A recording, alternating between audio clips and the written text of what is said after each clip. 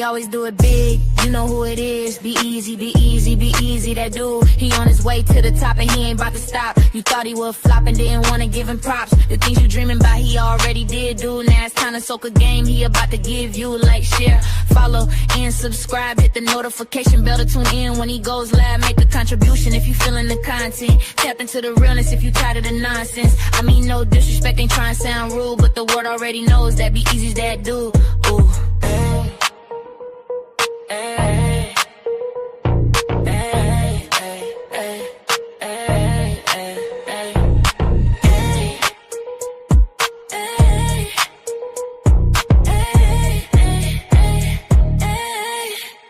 We all here to see B-Eazy.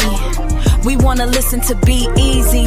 Ayy, we all like B-Eazy. Nah, matter of fact, we love B-Eazy. Believe me, he really that dude. Subscribe to the channel, it's easy to do. If you care, then go ahead and share this fire content, extraordinarily rare. That's why I put that on my mama, he is that dude. And I put that on my daddy, he is that dude. So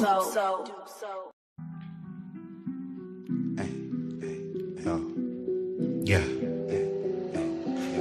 Hey.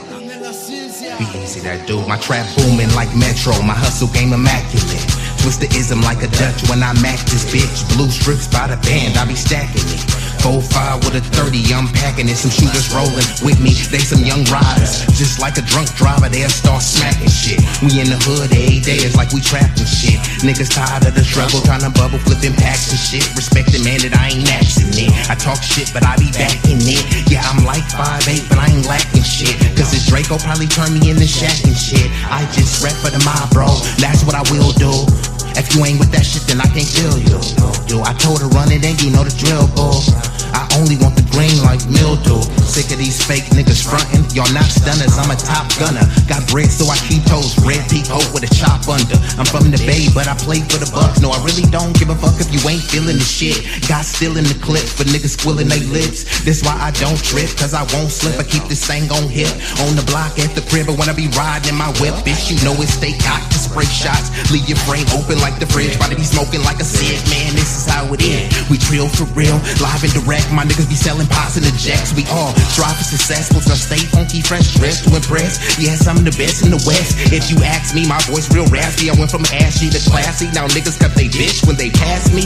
That's right, you better cuff if you love her. Cause if I fuck her and duck her, she stuck with a sucker. I had her under the covers with like hundreds of rubbers. She was a fool to trust, a nigga used to bust. I'm from that home of hustlers, when niggas stay moving cluckers. Flipping white, get it right, motherfucker. I be on the block all night, motherfucker. With your bitch, only thing she get is pipe, motherfucker. Yeah, yeah. Listen up. It's B-Eazy Dat Dude, the great. He ain't fake, he one of the real guys.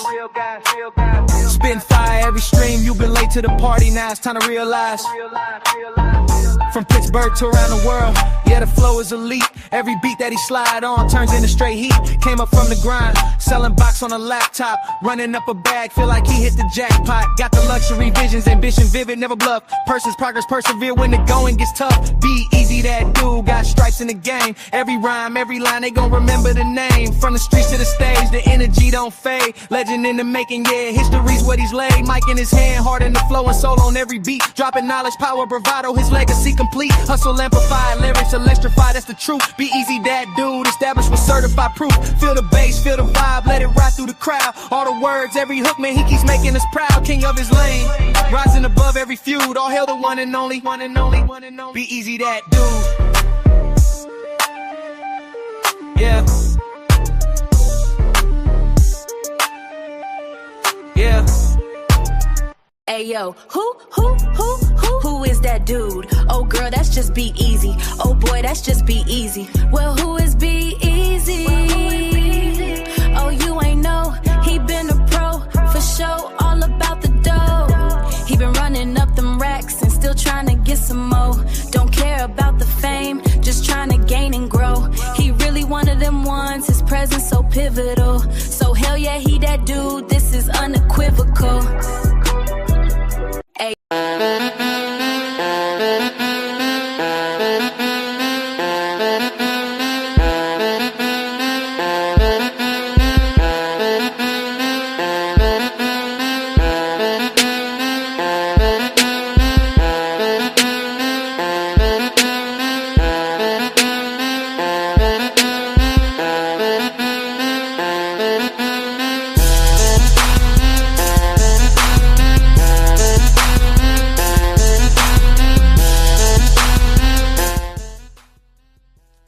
turn your radios up. Turn your radios up. Y'all know what this is. Y'all know who this is. B-Eazy Dat Dude, an impromptu stream, back with another one. This one is gonna be a banger. Controversial topics, so it will be a doozy. I don't like to keep y'all waiting. Before we get this thing started, you know, I gotta hit ya. If you know the song, sing along. Yeah, you're right. 私も地元民。 と言っても実は世代です。もう友達できたの？うん。ぶっとこっち見ろ。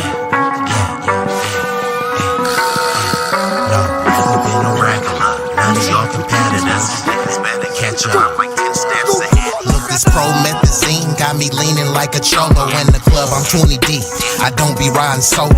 Pull some bad bitches, they vanilla and cocoa. They wanna take some photos when we kick it out in Soho. Chicks are showing tits and popping pussy for my promo. Told them like juvenile, baby, move it for me slow mo. Then I'm right back to the block, cause I keep getting moto. I be flipping, not shrinking. I don't give a fuck about no.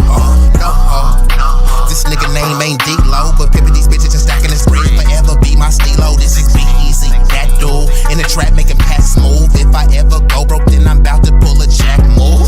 Since a nigga healthy, I don't even gotta worry. With my bitch from Fiji, eating tandoori and chicken curry. That ism is really in me. My pimp game international. I design my own clothes, so I be always looking fashionable. Here's a couple facts about me that y'all didn't know. Some of y'all be getting bread, but I be getting bigger, dawg. I got bigger guns and a whole lot of bad. And we are activated. And let me just go ahead and pull this banner down. I'm going to get right into it. Hopefully the people come in. I may not be here for a long time, but it will be a strong time. And salute to all the people that will be watching this live concurrently and the people that will be viewing this on the replay game. So if you've seen the title, you've seen the thumbnail, bada boom, bada bam. The video we're going to be reacting to is from the Saint in the Sinner, Marquett Davon Burton. So he's going to debate Israeli J person. This is titled Marquett Ask J Man where his native land is, and this happens. So we're going to get right into this thing. And let me know if you guys have any issues hearing me or the video. A part of a reasonably unique subsection of Israel where all you know is Israel. And if you were told to go back to fill in the blank, like it would be, theoretically, it would be Israel as far as your lifetime is concerned. When you're saying go back, you need to know, like, people need to understand, like, hey, you have read the Bible. I came from here, from Judea and Samaria. That's the name of my origin, Jews. Like, this is where I came from. Like, if you go like 15, 10 kilometers away from my house, there's open spaces. How can I say it? When you dig for roads, right, to build a new road, yeah. Sometimes you find new, like, ruins or stuff from from an old age, like 300, 400 feet, like even 1,000 years ago. And every time you found it, like 99% of the time, it is related. Like the 1% is the Greeks and the Romans that actually came here to try to, control the region in the old days. But rest of them is just like, old synagogues and Jewish old letters and all the antiques, whatever. But everything point out to be Jews. So we are indigenous to this region, like, we grew up. But let's dig in real quick. So firstly, you had mentioned that you are kind of native to that land or indigenous to that land. Whereas I know many Jews in America mostly, and I know some Israelis as well. Most of them beautiful women, some of them thick, but they all route their most immediate history that they're familiar with to Europe. So, their parents are from Estonia, parents are from Ukraine, parents or grandparents are from Russia.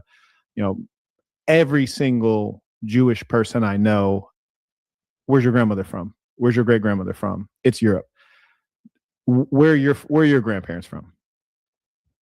I can tell you, my grandparents, both of them were descendants, right? From one from Bulgaria and one from Spain. Actually, Spain, there've been a deportation because in 1700, the thing is, the cycle always keep repeating. Like, you can't tell the Jew, go to this country, you'll be safe there, because they have been prosecuted in Spain. So they actually ran to Israel before even the First World Wars.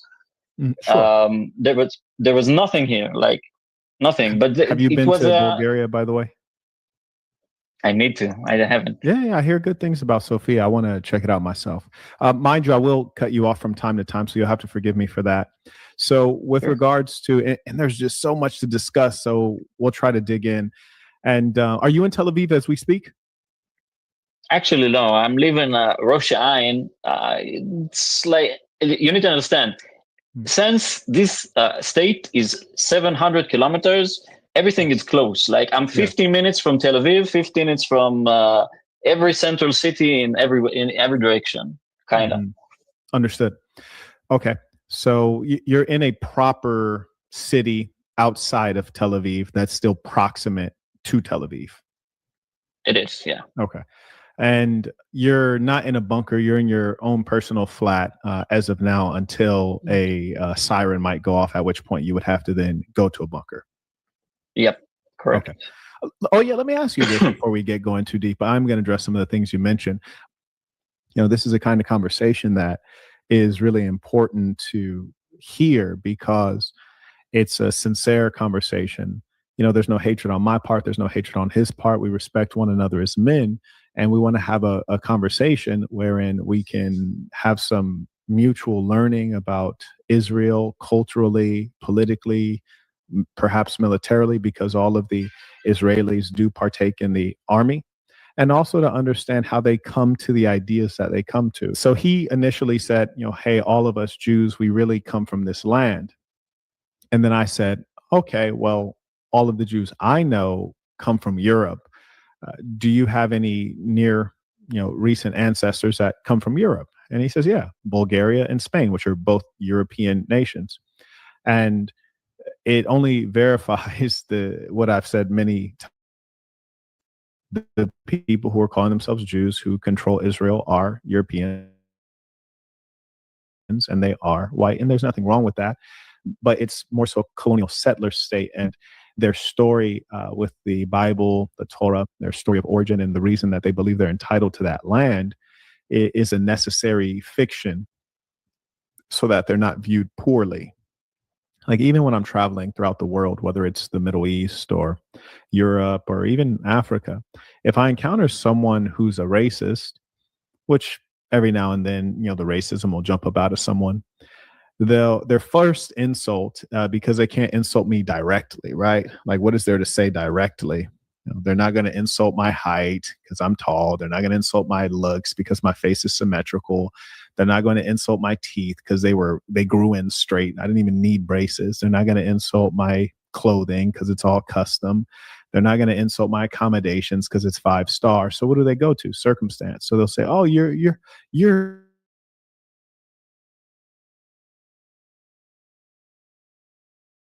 a slave." It dictates the way that you are viewed, your story of origin. And whereas the blacks in America did not create their story of origin, nor did they modify their story of origin, they're viewed relatively poorly. And this is a reference point that hateful persons always reach back to. Oppositely, the Jews, those who call themselves Jews today and live in Israel, they have created their narrative. They've associated it with something quite powerful. and they try their best to control that narrative, even if it would cause you to not believe your eyes. Yes, even if they would, you look at them and you're like, this is a white European, and they tell you, no, no, no, I'm from the Middle East. You're like, but you have red hair, or you have blue eyes, or you're clearly not from the Middle East. But they'll tell you to believe the story as opposed to the science or the clear evidence. And that is actually very clever on their part. And I can't hate them for being wise and exercising the best in strategy to get what they want. So if the whole Iraq thing didn't happen, 9/11 and so on and so forth, things would be a lot different. No, I said if Israel was never forcibly created, if the Western powers, the United States, Britain, namely, if they did not force a group of Europeans into the Middle East and murder to establish the state of Israel, and then engage in continuous murder to sustain and grow the state of Israel, that the peoples in Palestine and the Muslims surrounding would not have taken offense, and we would not be in protracted war, is what I'm saying. Okay, but you do know, like the Jews lived here also before. That's a fairy tale. What? Sorry? Name 2 books that were written at the time that the Jews were there that Okay, so I let a lot of that go on. This video is only about 4 more minutes left. I believe they were debating and something happened with the connection, so the guy had to drop down. So that's why Marquett went on his monologue. But right now he's debating a Israeli person who's claiming that they're indigenous to the land, right? And he's saying, no, actually, you're not. There was no place called Israel until it was forcibly created with the backing of the Western powers. And he's trying to say, no, we're indigenous. And then he asked them, hey, where's your family from? And this is what has a lot of people in a tizzy, especially when you're dealing with tethers or people from a non-FBA background, or that doesn't come rooted from what some would call a heritage American lineage. Now, I don't think that just because you have American lineage that you're just inherently exceptional. I know people push American exceptionalism, but I don't agree that that's inherent, right? But I do think people should be leaning into their lineage and be proud of where they come from. Once you're trying to cosplay, leech, and tether onto a different culture, continent, and landmass that is not where you originate from, that's extremely dangerous and problematic. So this is what this whole discussion and ordeal is about. Many of the J people in Israel say, hey, we're indigenous, but it's like, bro, you're indigenous to Europe. That's where your ancestors come from. But because they violently did some colonial settler projects, they're purporting to be the true natives of Palestine. But let's get back into the video. Explain that the Jews, white Jews, were there, and then white Jews went back to the factory of white people, which is Europe. Are there any historical texts that were written during that time that validate that, aside from the texts that, okay, what are they? Do you know Tom Sawyer author? And salute to Last Call, slid through. I won't be here for a long time, but it will be a strong time. So if y'all don't watch this live or y'all don't stick around for the full stream, definitely it won't cost you a fee. The likes are free. Hit your boy with a share so someone else could soak up this free game. Sir? Sorry, what do you call it? I'll pull up the book right now. What's it called? What's the author of Huckleberry Finn? I forgot his name. Yes, I'm familiar with the author of Huckleberry Finn, right. But I stated specifically books that were written during that time, meaning a historian observing. No, but I'm trying no. Listen, I'm trying to say something very specific. Why I bring it up? Because he was actually here. He was here before the establishment of the state, and he described what he saw. He saw Jews. He saw Arabs. They was not called Palestinians by then. He called this land barren and empty. He, I quote, didn't think anybody would live here. Who would live here? What is this country? Nothing is here except But if Jerusalem. that was true, the Palestinians wouldn't say that you're stealing their land. If that was true, there wouldn't have been a two-state solution. If that were true, what Christopher Columbus said when he came to the Americas would also be fictional, which is to say he said he discovered the Americas. He didn't discover it. The people living there had discovered it. And so what you're basically referencing is the perspective of a person who is ill-informed or dishonest. And that happens. Sometimes an individual man may be ill-informed or dishonest. In the case of Christopher Columbus, he was surely both. He was ill-informed and dishonest. And so you're suggesting that the land that you guys have occupied forcibly was empty. And that's just not true. The sloganization about... I didn't say it, though. That's what you're leading to right now. Actually, no. People lived here, Jews and Israelis.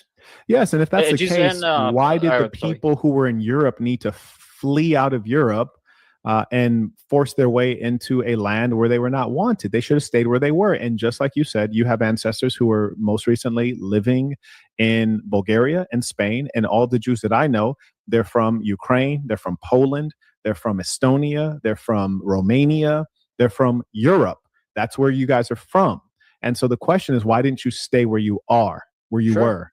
I'll answer it. Do you know what pogrom is? I know exactly what that is. And so now, so that was a setup. You just fell into the trap. So here's a step 2 on that. So a pogrom, or an expulsion, or a persecution occurring toward the Jews.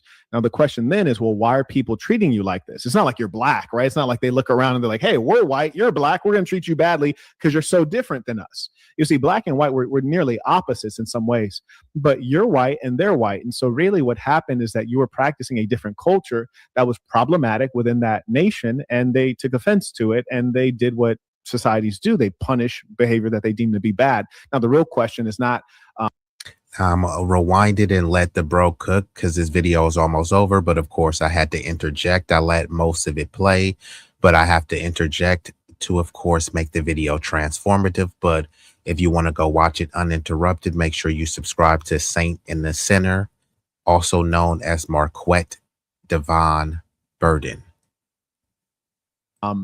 What's a pogrom? The real question is, what were you doing that caused you to be expelled from? And that's what I wanted to get into. What were you doing, right? Because a lot of them will say, hey, we were expelled and we were persecuted. And I don't believe in subjugating, oppressing anyone, especially for their ethnic, cultural, religious background. But when we're trying to hold Black people accountable for their misgivings and misdeeds, let's just call them that, we always say, hey, well, what did you do? Or let me guess, didn't do nothing, right? Or, man, yeah, these people may have did something heinous, unjust, and unfairly to you, but what did you do, right? And then we have to psychoanalyze, like, hey, Black people were victimized, but what did they do to aid in their victimization or be complicit with it, right? So if this chosen group of people are consistently persecuted everywhere they go, is it because people really just hate them, or are they doing something? And this is just a fair question. And I'm not saying whatever they did warrants them being persecuted, but maybe they did do something that was in violation of code, ethics, what they would call the social contract. So maybe the persecution and the exile was warranted based on the situation, circumstance, scenario, or dilemma. But we need to know what that dilemma was. We need to know what that circumstance was so we can judge it, analyzed and assessed it based on that individual instance. But no, just me saying that is considered anti-Semitic. So no, I don't agree with Jews, Christians, Muslims, or anyone being mistreated. But if every place you go, you're being persecuted, were you a sweet, innocent angel and people just hate you? Or were you doing something that was detestable? Let me rewind it back a little bit and play the rest of it out. Is that you were practicing a different culture that was problematic with setup, and you just fell into the trap. So here's a step 2 on that. So a pogrom or an expulsion or a persecution occurring toward the Jews. Now the question then is, well, why are people treating you like this? It's not like you're black, right? It's not like they look around and they're like, hey, we're white, you're black, we're going to treat you badly because you're so different than us. You see, black and white, we're nearly opposites in some ways, but you're white and they're white. And so really what happened is that you were practicing a different culture that was problematic within that nation, and they took offense to it, and they did what societies do. They punish behavior that they deem to be bad. Now the real question is not what's a pogrom. The real question is, what were you doing that caused you to be expelled from places where you're from? The answer is very simple. What do you call it? There's like, I heard stories of my grandfather. They thought he's in like, Bulgaria or in Spain? In Spain. In Spain, okay. There's been a true like witch hunts and something crazy. They think we drink blood, like some crazy stuff. Some of like, you guys do drink blood. What? Yes. I think it's called mitzvah bapeh. When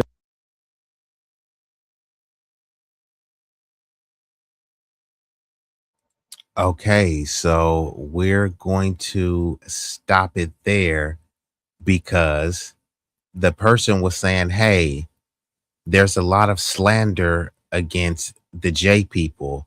They say that some of us drink blood, and that's a blood libel, right? And Marquette retorted and said, hey, well, some of you guys actually do. And then he brought up with something that some of you guys may have never heard. So we're going to discuss it a little bit.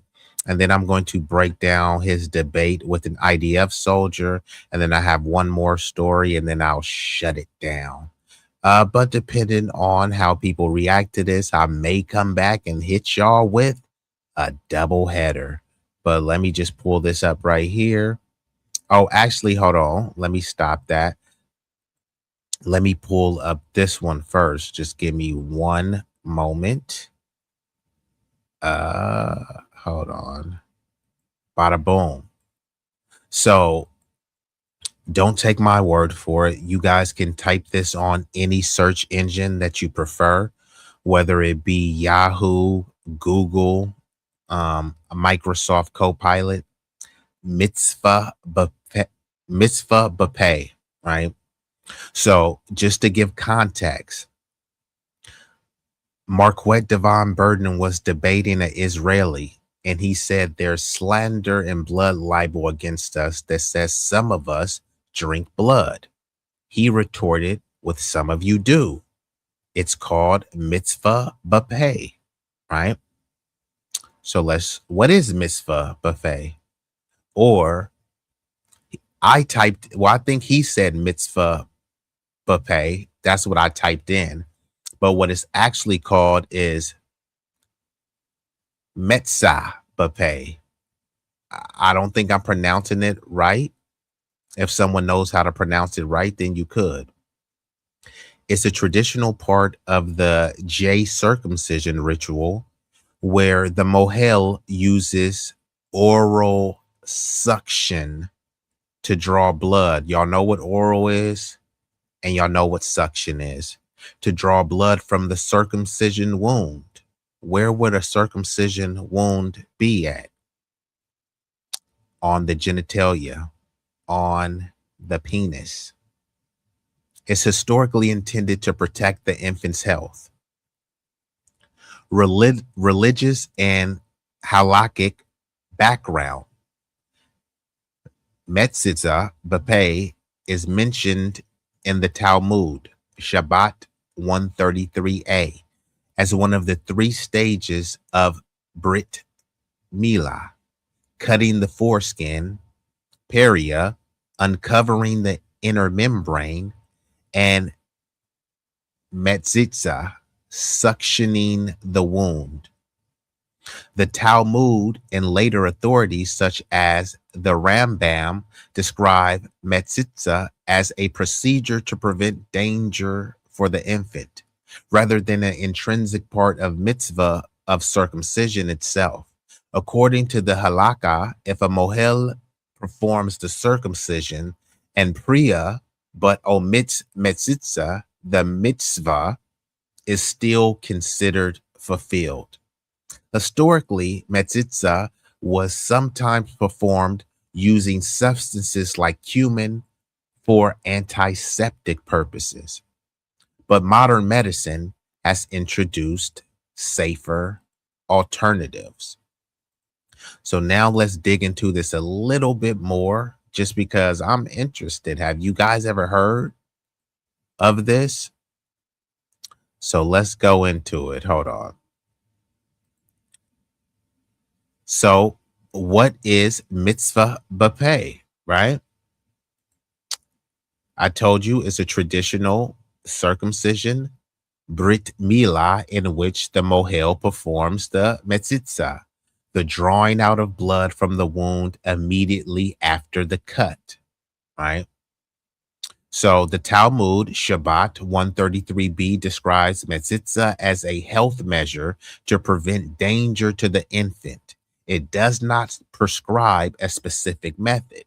So how it has been done historically is, before modern medicine, oral suction was the only practical method available to perform metzitza. So yes, traditional metzitza b'peh involved direct oral suction. It was understood as a medical precaution, not a ritual of symbolic meaning. This was a standard practice for centuries because there were no sterile instruments, pumps, or other alternatives. Now, in the 19th century, with the rise of the germ theory, modern hygiene, more rabbinic authorities ruled that a sterile glass tube, sponge, or other instrument could be used instead of direct oral contact. So now, instead of sucking on the baby's genitalia, they're introducing more sterile modern tools to use. The halakhic requirement is fulfilled as long as blood is drawn away from the wound. The original method was considered a medical practice, not an inherently ritual one, so it could be adapted. So them sucking blood from some babies' genitalias was considered a medical practice and not very ritualistic, so it's fluid and it can change. However, some people think that the Talmud speaks directly to performing the procedure in this oral manner. Now, some groups still use direct oral suction. Certain Haredi and Hasidic communities maintain the older practice because they view the traditional method as the most authentic continuation of the ritual, the Talmudic instruction as ideally fulfilled through direct suction. But even with those communities, there is a debate, and some mohels use a sterile tube. Now, here is the simplest way to put it. Did mitzvah b'peh historically involve oral contact? Yes, because it was considered a medical necessity. Is oral contact required by Jewish law? No, the requirement is metzitza, not the specific method. Are alternative methods accepted? Yes, by most rabbinic authorities today. So have y'all heard about that? Mitzvah b'peh or metzitza b'peh, where they suck on the baby's wound from a circumcision to draw out the blood to protect the baby and help heal and vitalize or revitalize the baby? Have y'all heard about that? Whose culture is this? I think we know. So let me go ahead. I'm actually going to pull up another video. So while I'm doing that, Give me 30 seconds, please. Be easy, he is that dude. It's plain and obvious. A certified professional, ain't never been a hobbyist. He is one of the nicest, realest, coldest, and dopest. So you should take notice. Woo! That dude, be easy, that dude, be easy, that dude. Show love and support to be easy, that dude. Be easy, be easy. Ooh.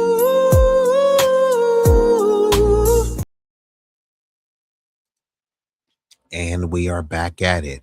So Marquett Davon Burton right here is debating a Israeli IDF soldier.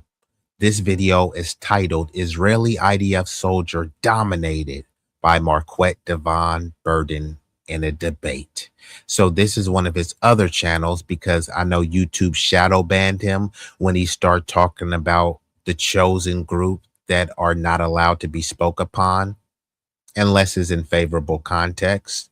And because he was standing up for the G side that's going on in Gaza, how some satanic people like Bibi Netanyahu are presiding over a slaughter, disproportionately obliterating women and children. He spoke up about that, and he said that this particular community came after his finances and he lost 80% of his wealth, is what he said. So when you're speaking about a certain community, if you're on here talking about black on black crime and black degeneracy and fatherless homes and saying nigga all day, then yeah, you'll get boosted in the algorithm. I probably would have had 10,000 subs by now. But once you stand on business for the lineage, but also once you're America first, I'm a humanitarian, so I love everybody. I want to see the betterment for not only the country, but the entire globe. But once you stand up and uphold some level of moral standards and principles, then you get attacked. It's crazy, right? People will say they have an issue and they have black fatigue, but they always gravitate towards degeneracy. There's no gun to your head forcing you to watch disgusting, toxic, and debaucherous content. You're doing that on your own, which is okay, right? That's part of the life and liberty that you're entitled to. But then again, why are you complaining about it? It's like these moist incels complaining about all chicks is thoughts, but it's like every chick you follow is an OnlyFans hoe. So is it that all chicks are hoes, or it's just the chicks that you follow are hoes? Fair questions to ask. Let's get into the video. The war is kill people. I know that you guys don't understand the war is kill people in hospitals. The war is in the hospital because the Palestinian terrorists are embedded themselves in those hospitals and schools. What if you're the terrorist? What if you're the terrorist? You're the terrorist. You invaded their land. You are the terrorist. Bro is coming in hot. He said, what if you're the terrorist? And it looks like we've been joined by some illustrious guests. The big block boat rider, Mr. 350 himself, Big Rig Slaps, and none other than Sincere Saida in the building. Appreciate y'all. Now, I ain't gonna be here for a long time, but it will be a strong time. And she said, isn't that dude that gave Umar a bunch of money? You know what? I think he might have. I'm not all into dude's business affairs like that. I don't agree with everything that he says, but then again, no one agrees with everything I said. So I do agree with him destroying them in this debate. But the dude is a prestigious businessman and a very sharp brother. He's definitely intellectually accomplished. However, there are some shenanigans and antics I disagree with. But for the most part, I agree with most of his sentiments. So I try to focus on what I agree with, how we could establish a rapport, solidify a connection based on our agreements. And then if there's disagreements, then let's hash them out respectfully. Because before you build a rapport and camaraderie, if you lead straight to the disagreements, usually it's going to be a clash of egos, more so a constructive build. You know what I mean? Yeah, he came in hot for show, but like, where's the lie though? This person is over here talking about Hamas and Palestinians and calling them terrorists, but it's like, dude, so they say that Hamas and the Palestinians are terrorists because they allegedly slaughtered 1,200 Jewish people, which, hey, I'm a humanitarian. I don't want to see those bodies being scattered across the land. But what is a bigger number, right? They say allegedly the IDF has presided over nearly 100K unalivings. What's a bigger number, 1,200 or 100K? On the low end is 70K. So let's do the low end. What's a bigger number, 70K or 1,200? Same thing that they do with the Holocaust. The Holocaust happens for 10 or 12 years. Never forget the greatest injustice ever, right? Slavery happens for 200 plus years, probably like 300 years or more. Jim Crow, another 200 years. Hey, you need to get over that, but never forget the 10 or 12 years. Same thing with this. Hamas is so bad. They slaughtered 1,200 people. Okay, and in response, you slaughtered 70,000 plus. But you're supposed to be convinced that the people who slaughtered 1,200 people are the big bad boogeyman. Imagine someone was going around actually assaulting people. One person actually assaulted 1,200 people. Another person actually assaulted 70,000. Which one would you consider to be the greatest threat to society?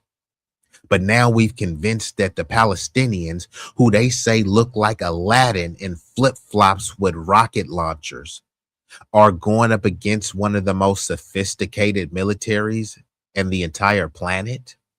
They have superior intelligence, clandestine operations at Iron Dome, and the big bad Western powers backing them up. Imagine Aladdin going up against, I don't know, the evil empire on Star Wars, right? Like, come on, man. He's trying to pretend as if it's a fair fight, but I'm gonna get into the video. She said, you won't agree upon everything with everybody. That's life. Man, most people have a boyfriend, a girlfriend, a husband or a wife, and you don't agree with them 100%. But then when it comes to content creation, people will be like, man, I don't agree with B-Eazy on this. Okay, fine. I said 100 things. You didn't agree with 97. I mean, you didn't agree with 3 of the things that I said, but you agreed with 97 of the things that I do say. So rather than focus on you agree with me 97% of the time, you want to focus on the 3% that you disagree with. I'm not perfect and neither are you. We're not going to see eye to eye on everything. People disagree respectfully all the time. Some people will say, hey, I love peanut butter and jelly sandwiches and grape jelly is the best. And some people be like, yeah, I rock with you, B-Eazy, but no, strawberry jelly is the best. Should I cut them off for that disagreement? Some disagreements are that frivolous. You're trying to make a mountain out of a molehill. So what if we disagree? That's the beauty in life, right? Disagreement is almost like us going to school, right? Imagine we was all wearing the same outfit to school. That would be cool if it's Twins Day. But look, hey, I want you to have your own style. I ain't trying to be your twin every day. I'm not trying to rock with you like that. That's not necessarily a disagreement, but it's a distinction and it is a difference. So it's okay for us to be different and it's okay for us to disagree. Just do it with some respect. And like Sincere said, they'll never talk about the Black Holocaust. There was a Black Holocaust here, genocide here. They're currently trying to commit an ethnocide here, but we're supposed to forget about it, you know, and worry about everyone else. We're supposed to be worried about some illegal immigrants fleeing their homeland because they were persecuted. I'm persecuted here. So I'm not supposed to worry about me being persecuted here. I'm supposed to look to a distant land 1,000 miles away and say those non-citizens are persecuted and that's who I need to fight for. No. Let's get into the video. So I know that you guys don't understand the war. You say kill people in hospitals. So the war is in the hospital because the Palestinian terrorists are embedded themselves in those hospitals and schools. What if you're and the all of terrorist? What if you're the terrorist? You're the terrorist. You invaded their land. You are the terrorist. So on October 7th, you're not in Israel. You're in Palestine. You are a terrorist. You're an occupier. That's the point. You're using language to manipulate. Palestine, first of all, if you're going to go to the origin of the word, it came from Greece. No, we don't have to go to the origin of the word. We're going to the origin of that land and how your country is younger than my grandmother. My grandmother's older than your country. So we don't need to go to play a word game. We're playing the game of fact. The fact is you guys came from Europe and bullied your way in there and murdered the population. The Ethiopian Jews didn't come from Europe. Yeah, are you talking about the Jews that you guys tried to stop them from having children so you can keep Israel white? You talking about those Ethiopian Jews? I say I didn't come from Europe. The Ethiopian Jews didn't come from Europe. He tried to move past that very quickly, in case y'all didn't know, because once again, there's no race called Jewish in America. 92% of American Jews identify as racially white. There's no boogeyman standing behind them. There's no gun to their head forcing them to identify as racially white. There was no gun to their head to force many of them to change their name. They didn't want to sound as Jewish, so here, let me sound a little bit more American, a little bit more Anglo, right? There was no gun forcing them to do that, right? So this dude is talking about the Ethiopian Jews.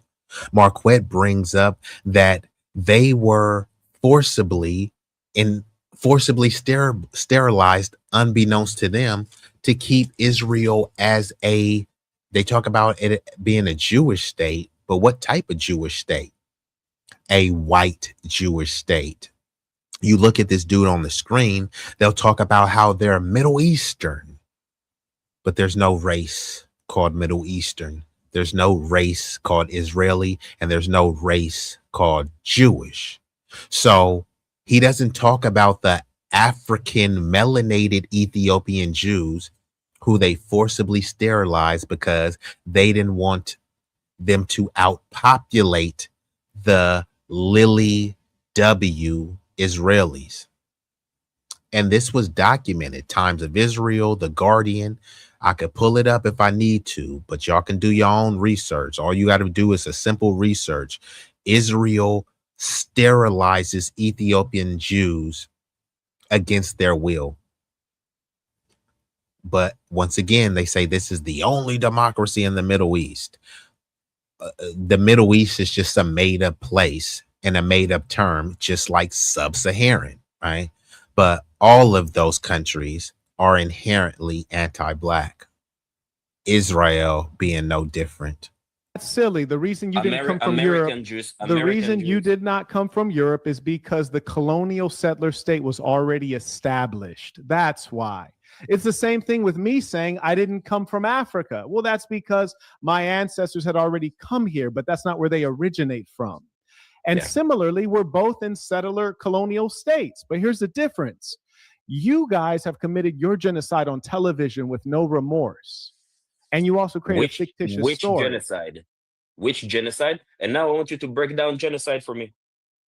Well, I don't need to break it down because, in fact, Bibi Netanyahu is up for war crimes and he's a wanted man for genocide. So it's not my opinion. In fact, it's the ruling of international bodies. And if he was not being protected by the Western colonial powers, which are controlled by AIPAC, then he'd be in jail already. So genocide is nothing that need be debated. It's very obvious.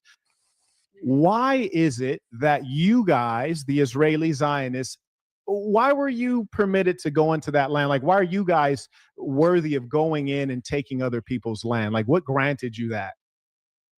You're talking about 1948? The start of Israel, yes. The start of Israel, okay. Yes. And when I say Israel, I'm talking about like the modern nation state that you call Israel. Yeah, well, I tell you, it's going to be 3-hour conversation if we're going to start unpacking it from 1948 all until today. The information is out there, why the Israelis move in, why we created the state of Israel, the Zionism movement, and all of this, etc., etc., etc. And then you can make your point. You can make your argument. Is it allowed? It's not allowed? My problem is not with your opinion about the formation of Israel. I don't care about your opinion about the formation of Israel. All I care about is the Jew hatred, the cult that has been cultivated since October the 7th. That it's not since October the 7th. It's since 1948. It's since 1948. Influencers like yourself, and Candace Owens, and Sneeko, and Andrew Tate. It's since 1948. You know better than that. You acquire. I told you already that I don't want to talk about before October the 7th because you do not have the luxury of deciding what part of history is relevant. You do not have that luxury. Okay. 100%. You see, and I'll tell you why it's really important. Let's go there in a minute. If you call them terrorists, we have to figure out, is that true? It has to. You know what? We have to figure out, do we accept or reject that assertion? I personally call it whatever you like. Call it whatever you like. It doesn't matter. Call them terrorists. Don't call them terrorists. On October the 7th, they invaded the land. They shouldn't have invading the land. They invaded the land. Yes, but in 1948, you invaded the land. Wait.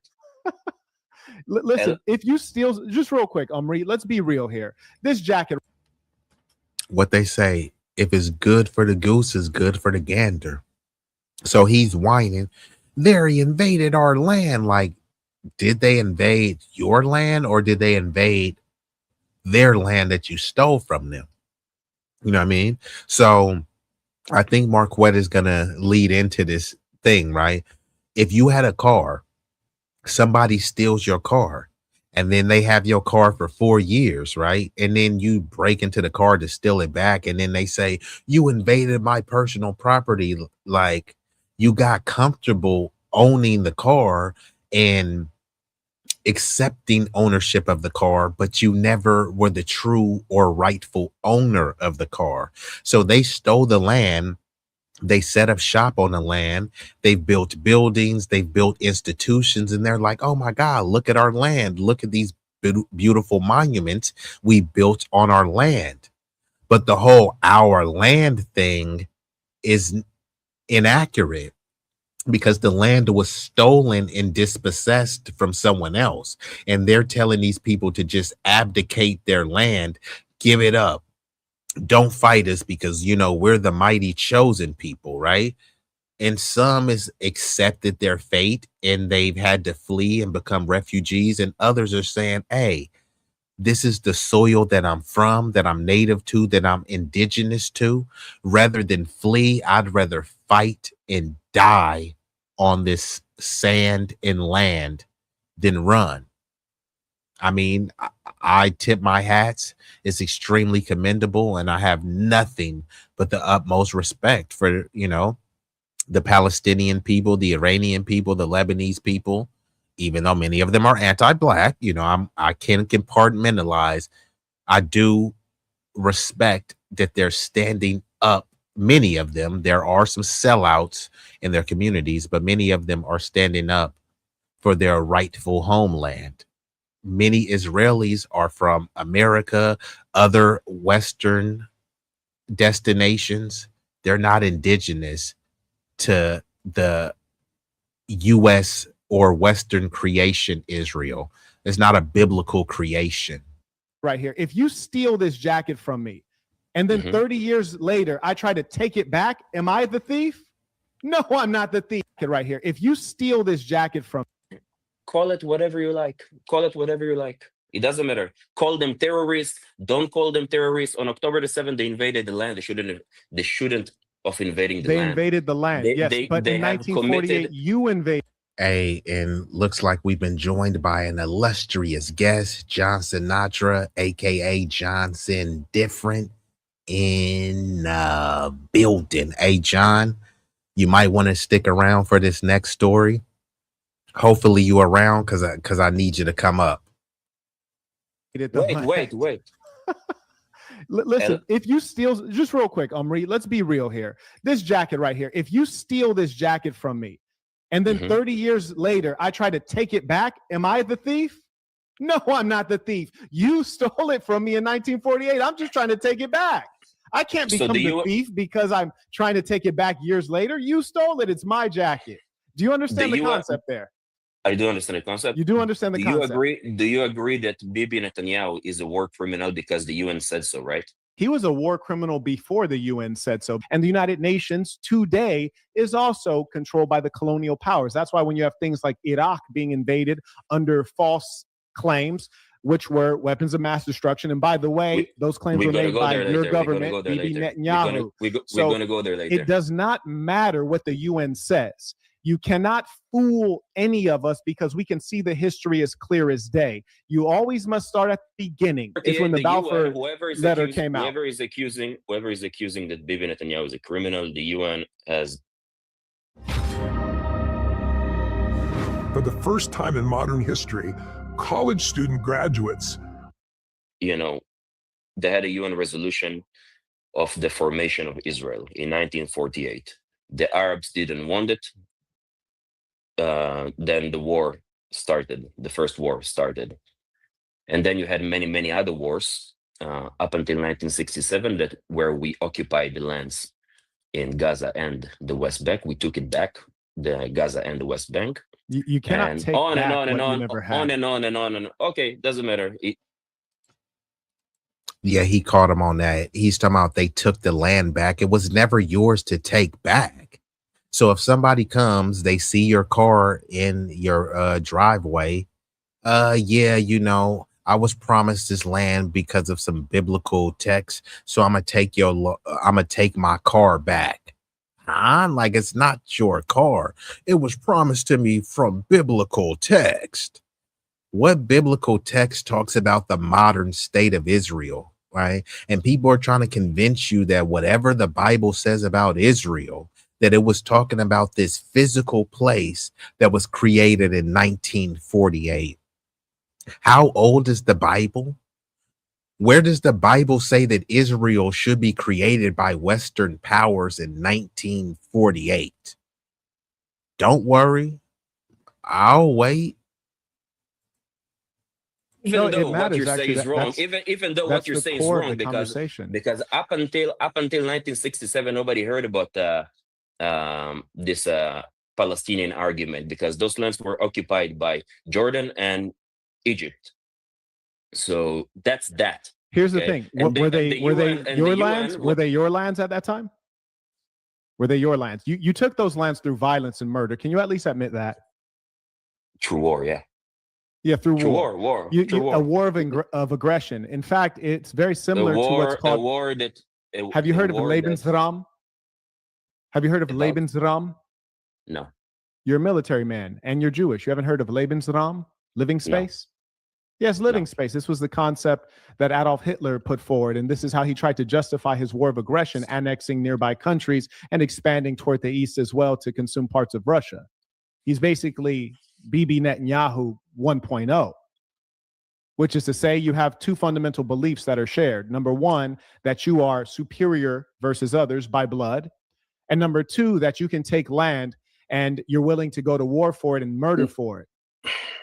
No Jew that you will encounter and your viewers will encounter will give them the impression that they are superior to them by blood or by any shape or form. You have to be more honest and that's the problem. And that's the problem, because now what you're doing, you need to understand that the things that comes out of your mouth for your viewers and you and many people like you, they have a big consequences overseas. People don't understand. People think that Jewish people now, because of you, because the So now he's over here blaming and saying that Jews are the victims, and because of content creators, Jews are facing all sorts of undue criticism. But what Marquette was bringing up is Lebensraum. So this is the territory that a state or nation believes is needed for its natural development, especially associated with Nazi Germany. Now, what Marquette is saying, what is the difference between Lebensraum and the greater Israel project, right? Isn't Israel saying that they need more of this land, this living space for its natural development? Wasn't Trump over there saying that he wanted Gaza to be a Riviera, which is going to be a bunch of US Western multinational companies building it up, displacing and further creating or exacerbating the refugee crisis in the Middle East? But guess what? Some people are going to get filthy rich over it. So yeah, what is the difference between the Greater Israel Project and Lebensraum? I'm just saying. Let's get back into it. Give me one moment. I'm going to pull that video right back up. It's only a few more minutes of this video, and then I'll transition into the next story, and then I will shut her down. The things that you say. No, it's because of the things you do. Don't lie. No, because no, of the no, things the you things do. that you say. And number two, that you can take land and you're willing to go to war for it and murder for it. No Jew that you will encounter and your viewers will encounter will give them the impression that they are superior to them by blood or by any shape or form. You have to be more honest. And that's the problem. And that's the problem, because now what you're doing, you need to understand that the things that comes out of your mouth for your viewers and you and many people like you, they have a big consequences overseas. People don't understand. People think that Jewish people now, because of you, because the things that you say. No, it's because of the things you do. Don't lie. No, because no, of the no, things the you things do. that you say. If Jewish people control the media, what is the PR damage that Israel has? Isn't Israel supposed to have such an amazing reputation now about the world and have amazing PR and amazing, reputation?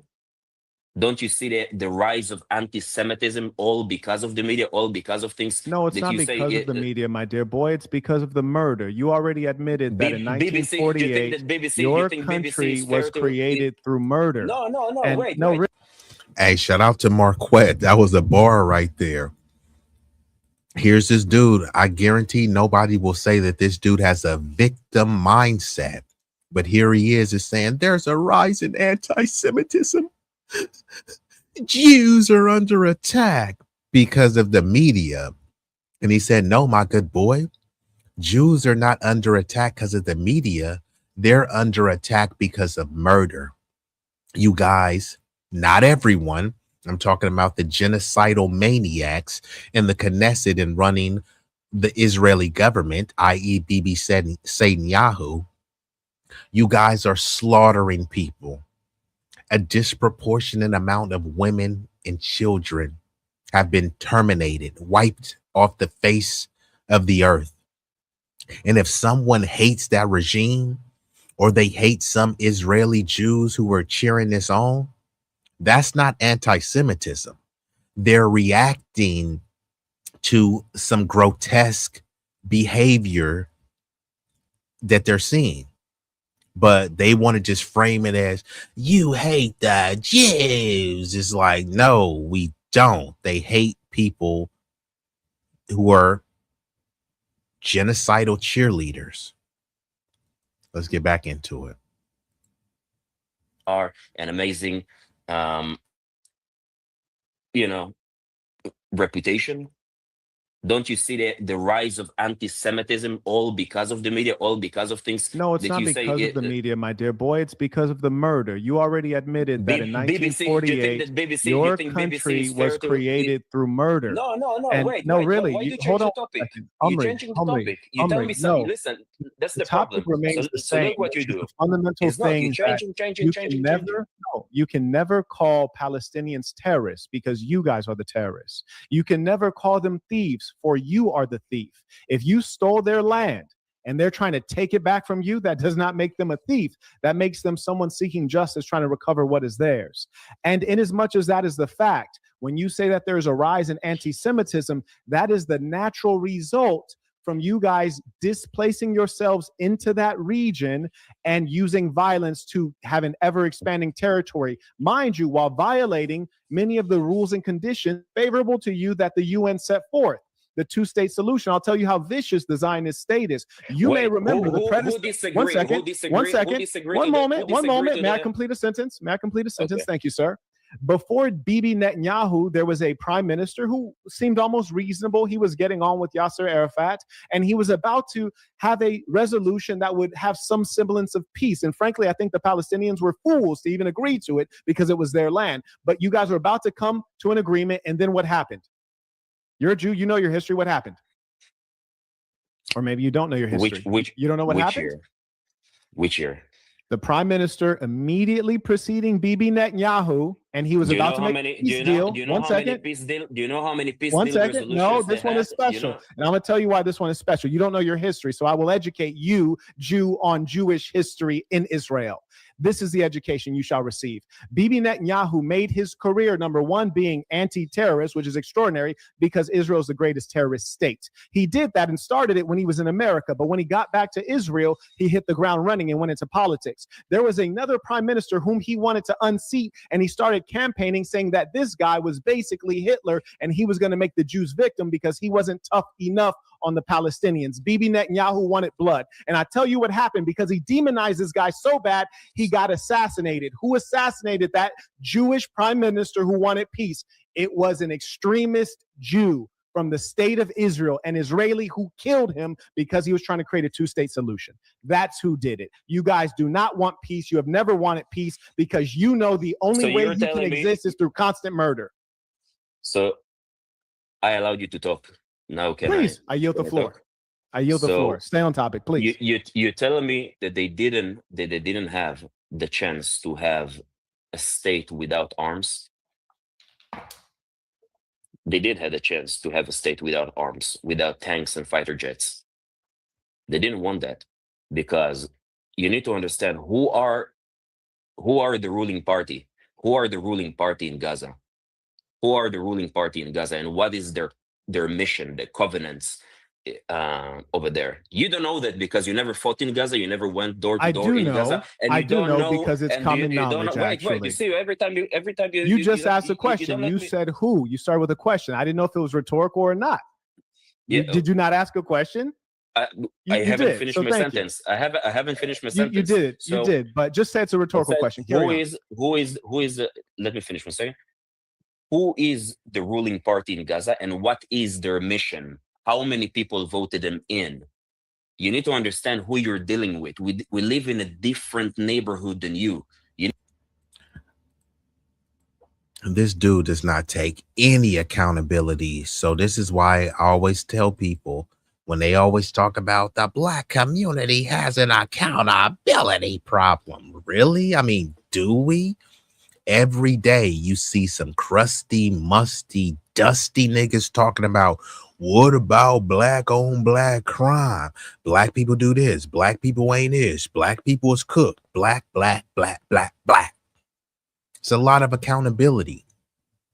Do you hear Israelis talking about Jew on Jew crime?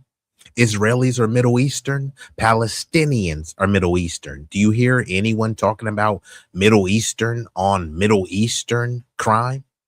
It makes Chicago look like a walk through a flower garden. But hey, whose culture is this? Who raised these people, right? Because they always want to talk about some people from Oakland and St. Louis that was raised in a fatherless home. Okay, were these people raised in a nurturing home with two parents and a silver spoon? Because if that's the case, how could you explain their heinous and demonstrative behavior? So this is what Marquett was alluding to. The assassination of Yitzhak Rabin.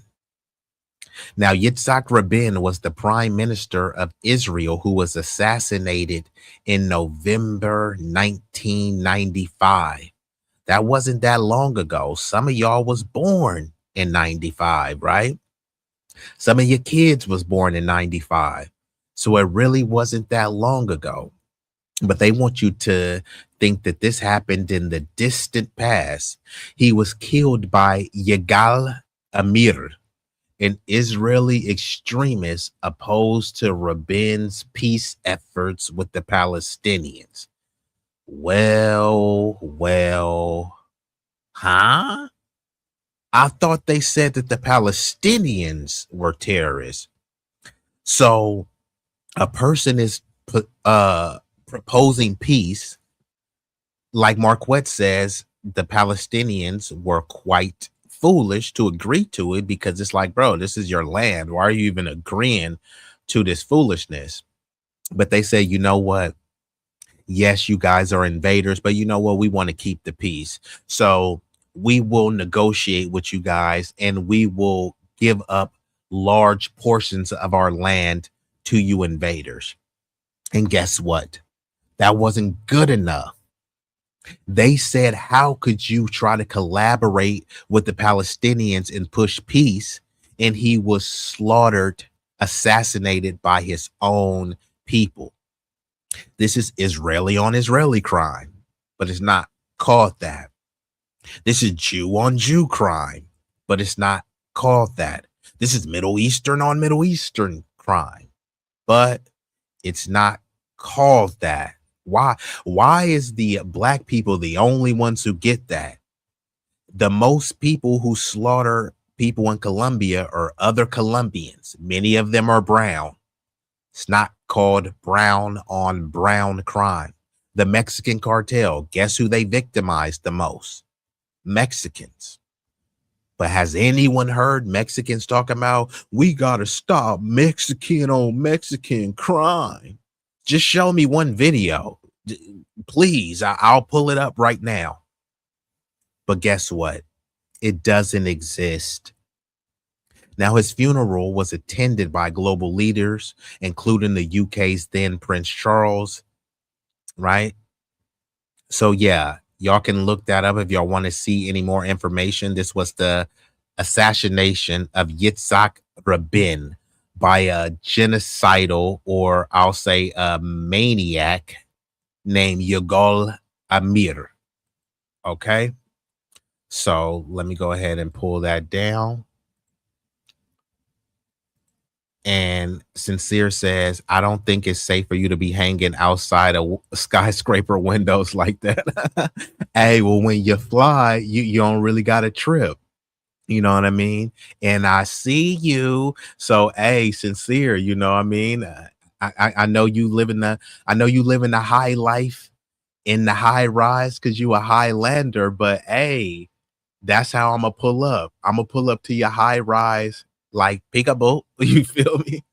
So Sincere, you know what I mean? If you see me, you know, stunner shades, I may have them on, I may have them off, but I will be popping up like peekaboo. You feel me? And I don't know if John is still in the building. I don't know if Big Riggs is still in the building. Y'all let me know. You already know what time it is, Sincere. But Last Call is still in here. So salute to Last Call. I'm going to get into the last story. But hopefully y'all found, you know, some enlightenment with the stories. I get it. You know, I try to give y'all some game, intellect, and enlightenment, things that have replay value. because y'all already have other outlets. If you want to get some drama, y'all got other outlets for that, right? If you want to play some games, you got other outlets for that. But when you want to come over here and, you know, hear some intellectual wisdom, that's what you're going to get over here. Now, it could get a little bit raunchy, sometimes obnoxious, but, you know, it will be worth it. So let me go ahead and stop this, and I'm going to get into this last story that I got. And like I said, depend on how y'all responding to this. Hey, I may come back and hit y'all with a double header.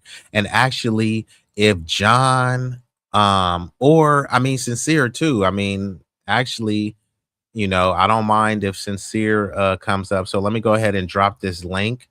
Because this story is not too long, but I would love to get your perspective on it. But I really want, you know, John or Big Riggs, both of them, or one of the others, or either of the parents. So I dropped the link. Give me like 30 seconds so I can get this video up, and we'll get back into it. But if you are feeling generous, if you haven't hit the like button, go ahead and smash that. If you're feeling generous, then you can hit the Cash App, $Easy Stack. It's easy to remember.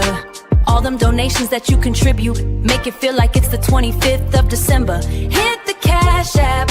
It's preferred over Super Chat because YouTube takes 30% off the top, and that's stupid whack.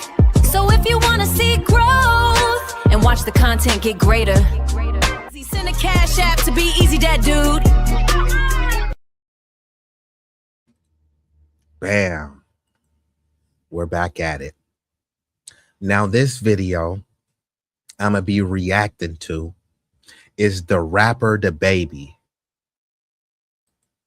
Now, what happened was there was a painter. A painter painted a picture of Da Baby's kids. When Da Baby came out of the club, the painter unveiled the picture of the kids. Now, Da Baby had an issue with the man painting pictures of his kids. He thought it was out of line. It was creepy. It was disrespectful. What do y'all think about it? The dude thought he was just doing a nice gesture that may, you know, would have excited Da Baby, but instead it infuriated Da Baby. So is Da Baby acting like a baby over his babies? Let's get into it. Hey, Rocky,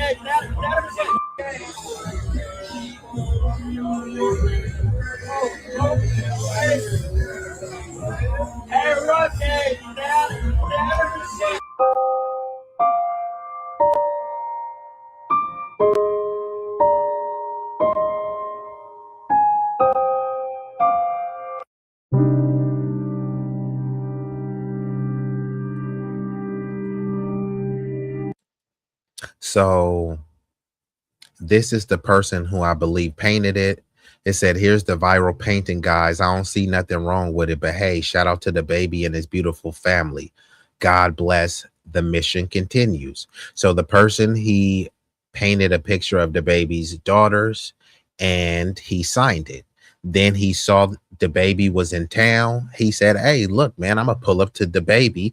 I've painted a picture of his daughters. I'm going to give him the picture of his daughters. But Da Baby, he ain't like that shit. Another thing too, man, because y'all starting to get on my nerves.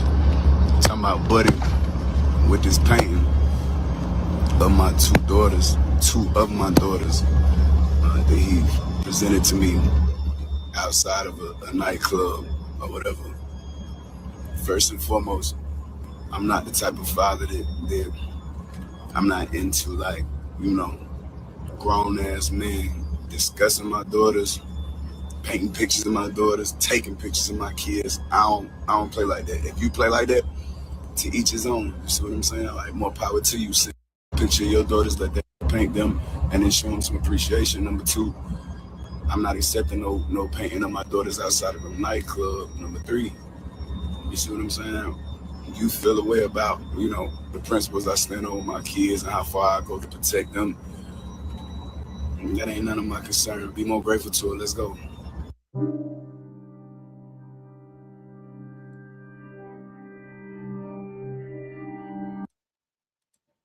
So that was one statement he made.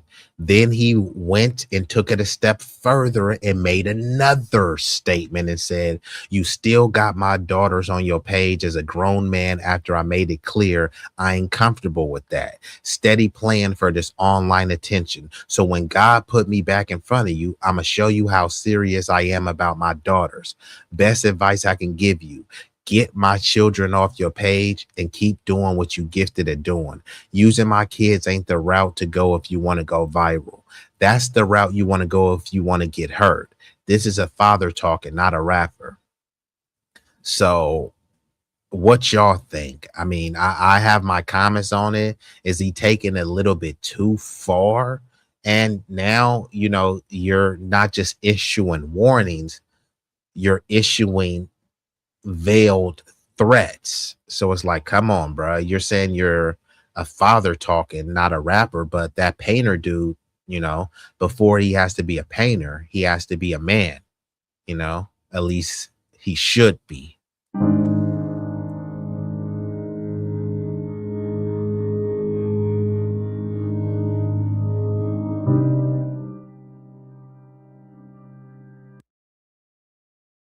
So that's pretty much the video right there. But I want to get y'all perspective on it. Here, let me rewind this back a little bit more just so it can stay on this screen. So what is y'all position on this? Y'all let me know, because, oh, actually, hold on. Because Da Baby said he wanted to protect his daughters, and man, and I'm gonna play back what he said, and then I'll respond play by play to what he said. But he said he wants to protect his daughters, right? The dude painted a picture of his daughters. I don't think the dude was on no creepy P-file type stuff. I thought he just thought that, hey, Da Baby has publicly showed how much he loves his daughters. Hold on, it looks like I've been joined by an illustrious guest. Is that really you? Yes, me. Can you hear me? Yes, loud and clear. How you doing, Sincere? I'm doing pretty good. I'm reading this thing. It says YouTube API issues. Oh yeah. I think it was just I had something like that too. It said that some of the you know how you can send your stream to multiple destinations? Yeah. It was saying that some of that, you know, not every destination was working. Well, they need to not even have that happening, especially if they're giving people strikes and stuff for, what's it called, reuse Yeah, content. for reusable content. Yeah, like they're setting people up for the okie doke.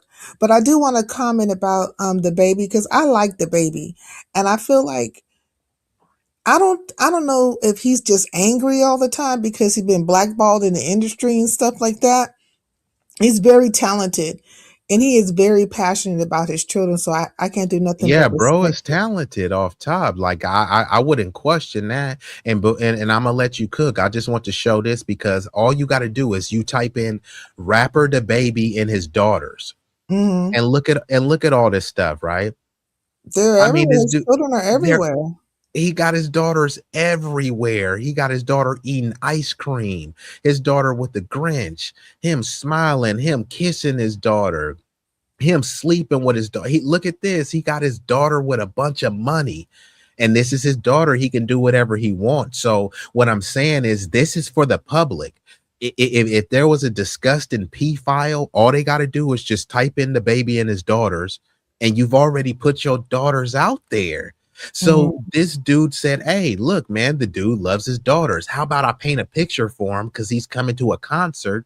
He paint a picture of his daughter. He gives it to Da Baby, and Da Baby switches up and saying, man, I ain't accepting no picture of my daughter from no grown man outside of a club. So it's like, hold on. So if he was outside of a Walmart where the baby killed the nigga, you know what I mean? But hey, it was self-defense. It was self-defense. Would it have been cool if he gave it to you outside of Walmart? Would it have been cool if he gave it to you outside of church? So just say that you don't want the painting in general. Why are you trying to frame it as if, oh, because he tried to give it to me outside of the club? So he's framing this dude as some sort of sick, twisted pedophile.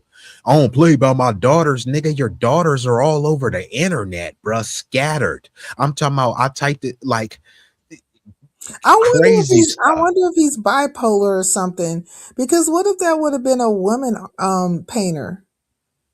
Yeah, that's a great element too. Like, would he have came at her like that and said that? Oh, but then women could be abusive too. Women could molest and do stuff to kids too. Plenty of them have over history, you know, and they do it all the time in these daycares. When they was running them schools, them Catholic nuns and all of them, like a whole bunch of them. But anyways, that's another story. But yep, they've been doing it forever.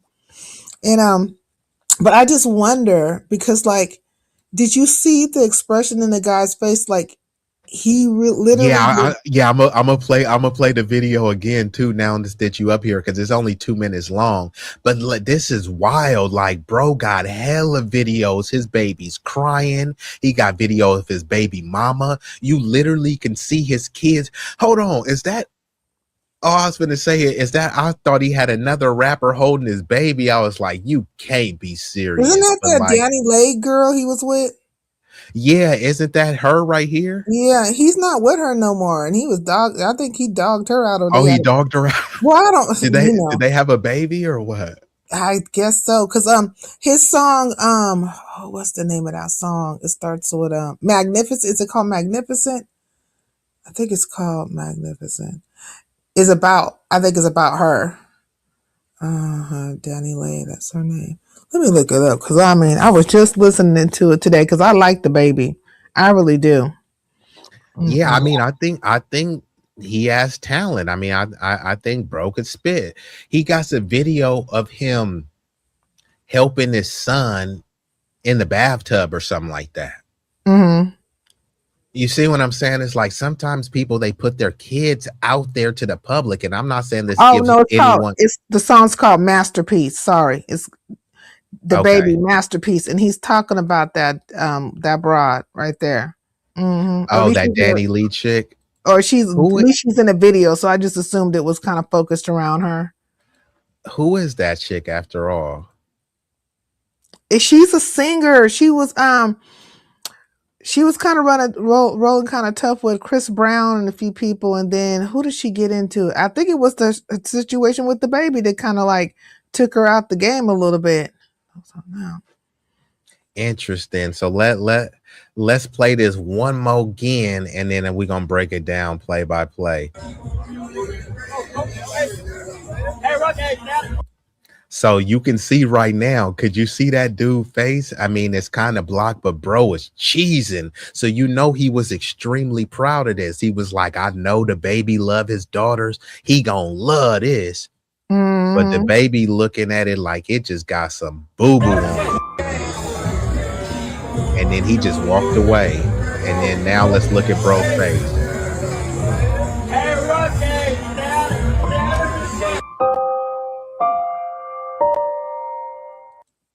That's real fucked up. That's real fucked up. You know, like I don't think you should treat people poorly. You know what I mean? Especially if they took time to show that they, you know, they appreciate the things you appreciate. Like how's he gonna ever be around your children? He just wanted to show you his talent and give you something that you can look at that's, you know, that you could put up. You could have framed it, put it up, you know, on your wall or whatever, like in their room or something. Like, what's wrong with him? I think he got small man's complex. You see how short that nigga is? Yeah, bro is short. I think he's like 5'2" or 5'1" or something like that. That's a little itty bitty nigga, huh? I mean, Lord. Yeah, like Jermaine Dupri is like 5'2" or something like that. So and he needs to start working out so much because he's getting like, my brothers went through that, 2 of my brothers, right? Where they had worked out so much, they start losing their neck and shit. So they had to like. Yeah, I know what you're saying. This stuff had to cut that back because them niggas in here. I was like, wring your neck.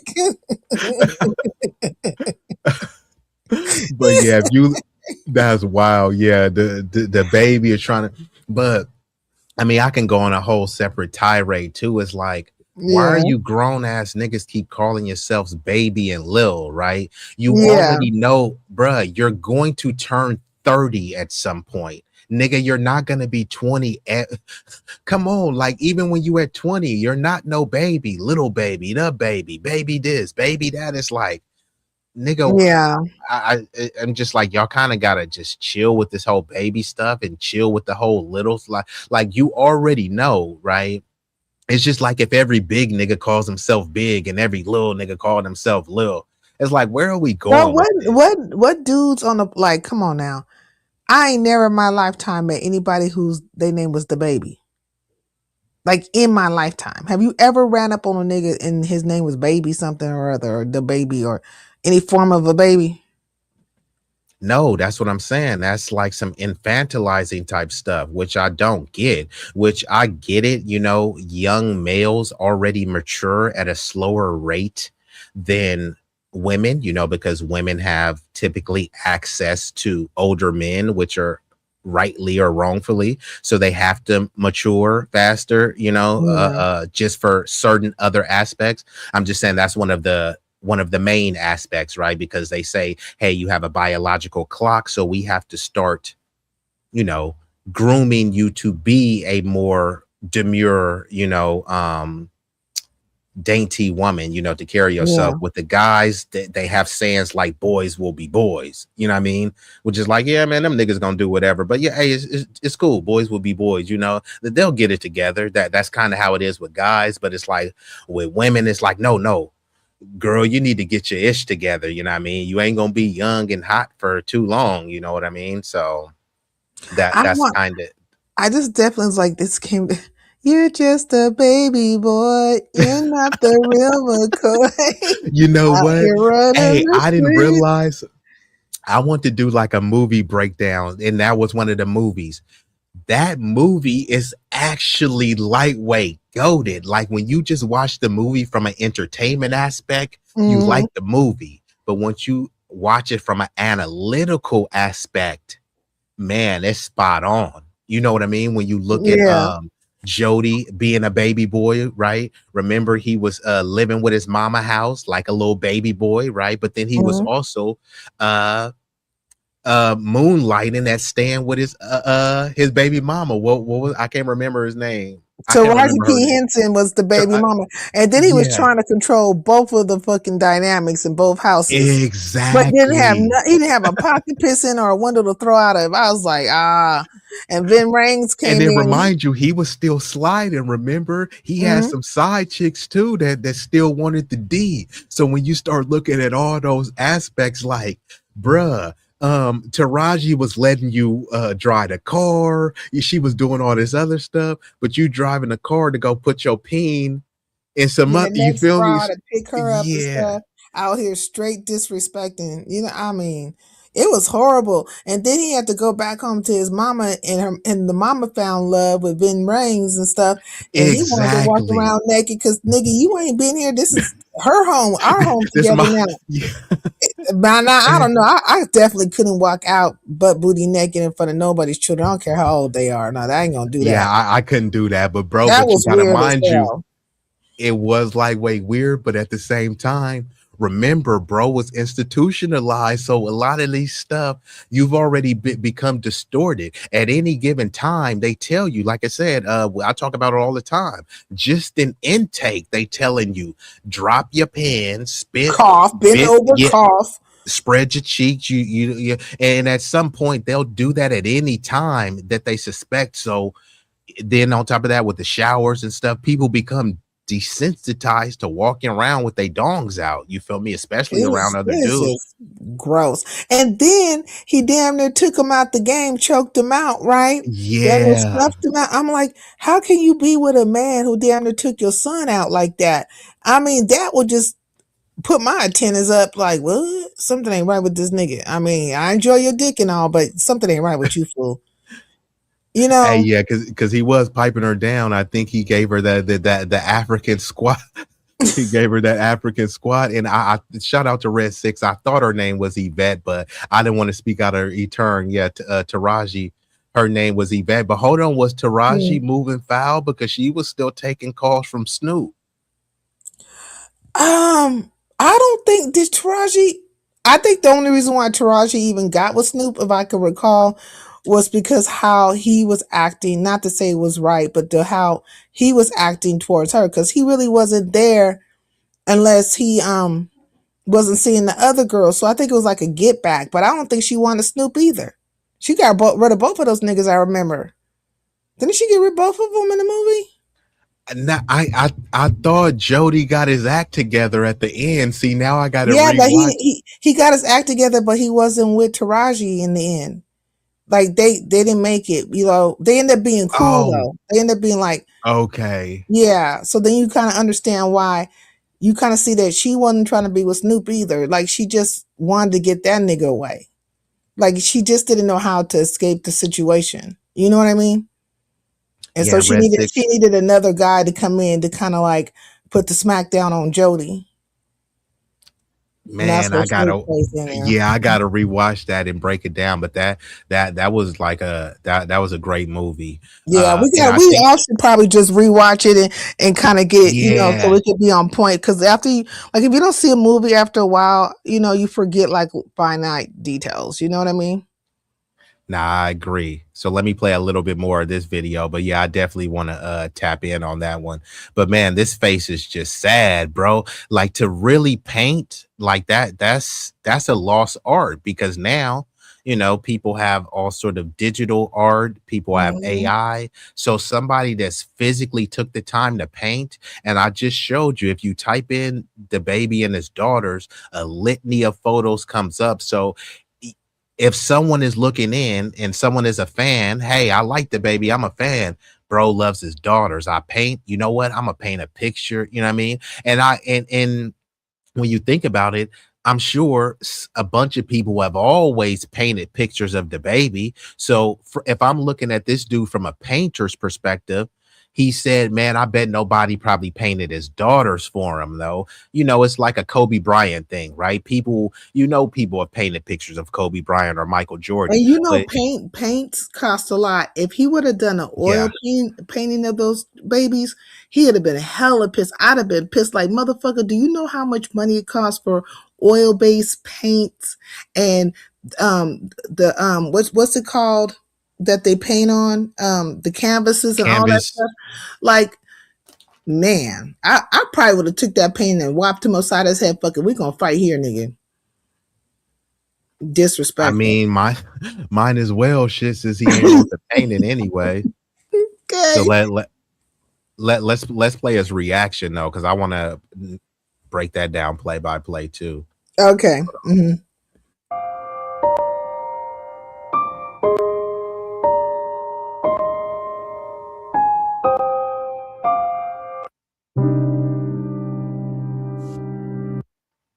So this is the dude's reaction. He said, here's the viral painting, guys. I don't see nothing wrong with it. But hey, shout out to the baby. He tagged him and his beautiful family. So dude is being humble. He says, God bless.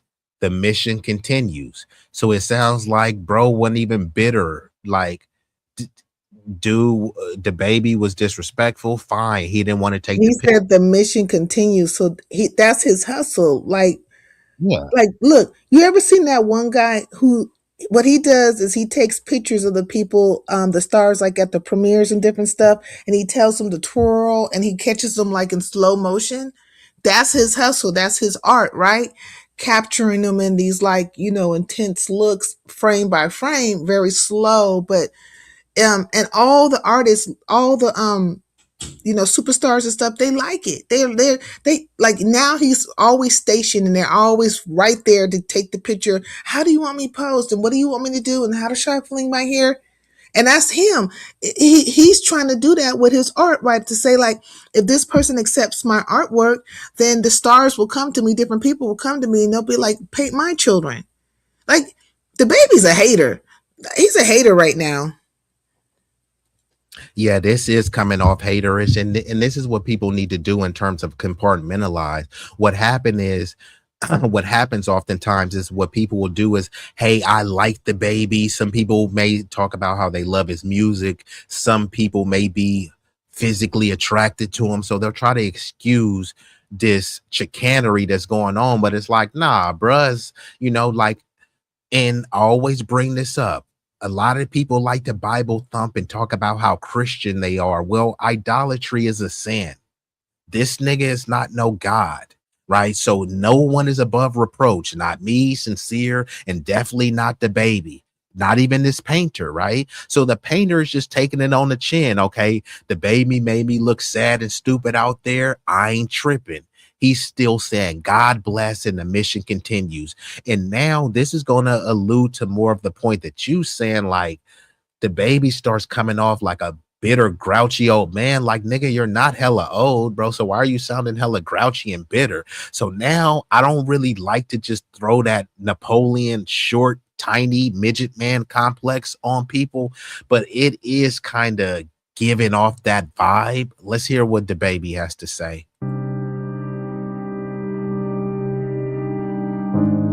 Sorry, I had to do something real quick. Hold on 1 second.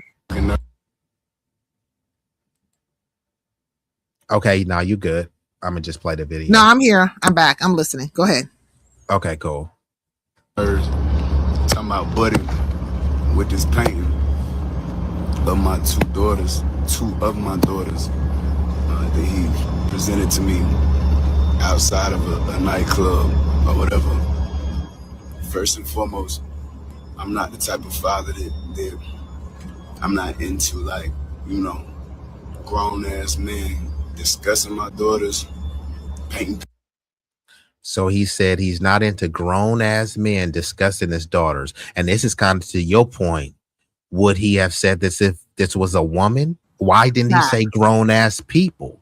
But then and he where's said the plural coming into play? It was one man that with a painting. Like, where's the plural? That's what I'm trying to say. He acting like it's panels of niggas talking about the baby's kids. Nigga, nobody is talking about your kids like that. This dude was a fan. He saw that the baby was coming in town. I'm a painter. Just like you said, the dude that captures celebrities twirling. This is his hustle. Oh, if Cameron was coming into town, if Mace was coming into town, Lauryn Hill, Kanye, I'm sure he would have painted a different iteration of some type of painting for them too, because that's his hustle. So that is his talent. He's talented. And the picture was fire. He's not saying that the picture wasn't fire. He's saying that, man. So let's hear what else he says. This is already weird right here. What he's saying, he's not into grown men discussing his daughter. Nigga, nobody discuss your daughter. The dude, like, when he painted the picture, he didn't create content talking about the baby's daughter. He just painted his daughter. Your daughters are plastered all over the internet, my boy. Like, come on, bruh. You gotta do better than this, nigga. Hold on, let me play some more. Discussing my daughters, painting pictures of my daughters, taking pictures of my kids. I don't play like that. If you play. So, nigga, no one has to take a picture of your kid. Once it's on the World Wide Web, it's for everybody. When somebody say it's for the streets, right now, if your chick is a hoe, if your mama is a hoe and she posted some OnlyFans stuff and someone leaks it on the internet, that's for everybody. You can say that it was meant to be. Yeah, it's like, come on, bruh. Do I gotta pull it up again? This nigga's kids are all over the internet. All somebody has to do is just take a picture and just draw the picture from the Google. I just showed you. All y'all gotta do is type in the baby and his kids. If this fool come up with a lawsuit, I'm gonna be outdone. But go ahead. Now, I wouldn't be surprised because now he's trying to make it seem like he's just being daddy dearest and standing up for his beautiful babies. I get it, bro. But this is why I wanted, Big Rig and some of them other parents to come up here, because this really don't make no sense. You know what I mean? Especially, it's not like it was some random dude, right? Some random dude who's known for being a mechanic comes up with a painting of your kids. That would be different. This dude's whole talent is being painting and he does his talent, and then you want to frame it as, man, I ain't into grown ass men discussing my kids. Nigga, nobody brought your kids up. So okay. That's crazy. He crazy. Yeah, bro. And he talking about simple as that. No, it's not as simple as that. Painting pictures of my daughters, taking pictures of my kids. I don't play like that. If you play like that, to each his own. You see what I'm saying? Like, more power to you. Send a picture of your daughters like that. The other thing too, he has a bunch of pictures of his kids. Clearly, it's not a selfie, so someone else took that picture. Is he telling me that only all women took those pictures? So if he's over there with his brother, man, you a man. Don't take no pictures of my daughter. Hand the camera to the nearest woman that you can find. All of those pictures, none of those pictures that I pulled up of him and his daughters, none of them were selfies. All of them, somebody else took the picture. Unless you want to be convinced that every picture he put on a self-timer. We know that ain't the case. So come on, bro. You mean to tell me took that picture, and it could have been one of his homeboys, anybody. It's like, stop playing. Another man. So it's like, what are you talking about? Oh, won't no man taking no. It's like, come on. Now he's trying to do this kind of like Epstein P-file play, trying to interject that dude should sue him, because now he's like defaming his character in a way. You know what I'm saying? You're painting a picture of me being something I'm not, when I was just, I was just showing you my mastery, my talent. Like, what are you doing? Yeah, this kind of a L for bro. I think he a little bit outlandish with but this. The baby been taking L's. Like he been taking L's, and it didn't add to his character at all. But go ahead. Sorry. Yeah. So I'm gonna let a little bit more of this play, because not only after this he responds again, and then I'm gonna break that one down. Mm-hmm. To each his own. You see what I'm saying? Like, more power to you. Send a picture of your daughters like that. Paint them and then show them some appreciation. Number two, I'm not accepting no painting of my daughters outside of a nightclub. Number three, you see what I'm saying? So look at his like kind of incoherent babbling. I'm not accepting no pictures of my daughter outside of a nightclub. Why didn't he just say I'm not accepting no pictures of my daughter? Why does it have to be outside of a nightclub? Once again, if he was outside of a library, would it have been cool? If he was outside of a Roscoe's Chicken and Waffle, would it have been cool there? Would it have been cool outside of a church? What institution or facilities would it have been okay to give you a picture of your daughter? And if there's no, he might have would have acted better outside of a church, because then he would have to pretend like he has some godliness in him. Yeah, that is true, and I think he's from North Carolina, and that's the Bible Belt. So okay, he would have had to act right then. Or if he was outside of like a like some sort of anything to do with LGBT, because they already like kind of buck broke. Mm-hmm. Yeah. So it's like that's the only thing. But now, when he wants to go at niggas, he's framing this as he's like, right now, this is just giving off like a little bit petulant, petty child. This is not giving off like loving father. I'm not saying that he's not a loving father. I'm pretty sure that he loves his daughters dearly, which why the dude wanted to paint a picture that was so sentimental to him, because he's being a loving father. But this is not the vibe that I'm giving off. This doesn't seem like, oh man, he's just a dad trying to protect his girls. It's like, bro, it will be a real plot twister if that painter happens to be LGBTQ elemental. Oh wow. We might not be seeing the baby for quite some time then, because right now they don't care, because they just see it as just another black dude, another nigga that got disrespected, and that's what blacks do to each other, right? That's the narrative. But if the plot twist, then they be like he was LGBT, then they gonna start writing articles. Well, the baby has a history of homophobia and blah blah blah. And they gonna start bringing all this stuff up. It's the same thing that they doing with Kanye. Did you know that they banned Kanye from the UK because he just did an amazing show, right? And don't get me wrong, Kanye is bipolar. So sometimes he's Kanye that you've grown to love, and then sometimes he's Kanye, which is the buck broken MAGA loving moron. You know what I mean? But he went on an apology tour, right? Mm-hmm. And he has a legitimate disability, when they had that dude at the BAFTA Awards, right, who was yelling out nigger, nigger, nigger, right? He just kept yelling out nigger.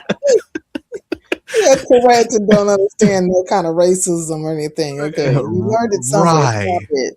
No, that's what they allege. But they were like, you can't attack him for saying nigger. He has a disability, right? Well, so does Kanye. You can't attack him for his disability. The dude had a life-altering car accident where he could have died, which is why he made that song Through the Wire. His jaw was wired. He had to eat everything through a straw.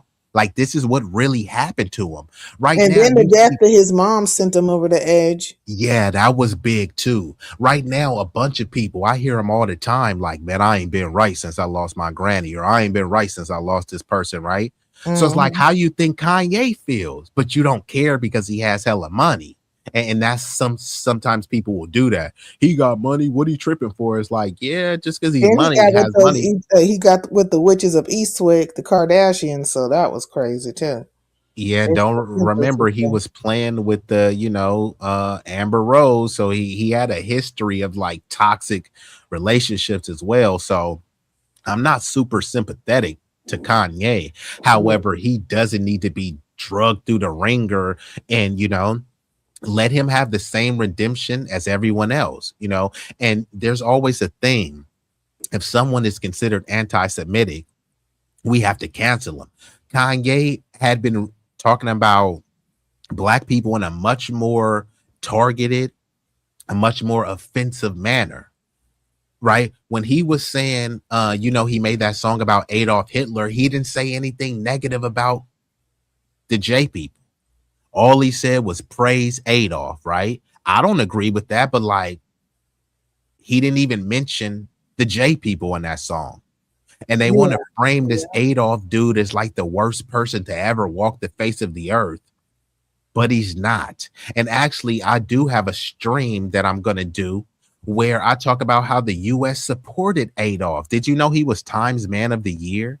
Did you know that in the war, many of the Nazis were sitting with the U.S. soldiers? So when there was an American Nazi party, or the U.S. let a bunch of Nazis come over here. You know what I mean? So we have to stop pretending as if this Adolf dude is the worst monster to ever walk the face of the earth. And even if he was, they don't even want to talk about the Africans and the Asians that were part of the Nazi party.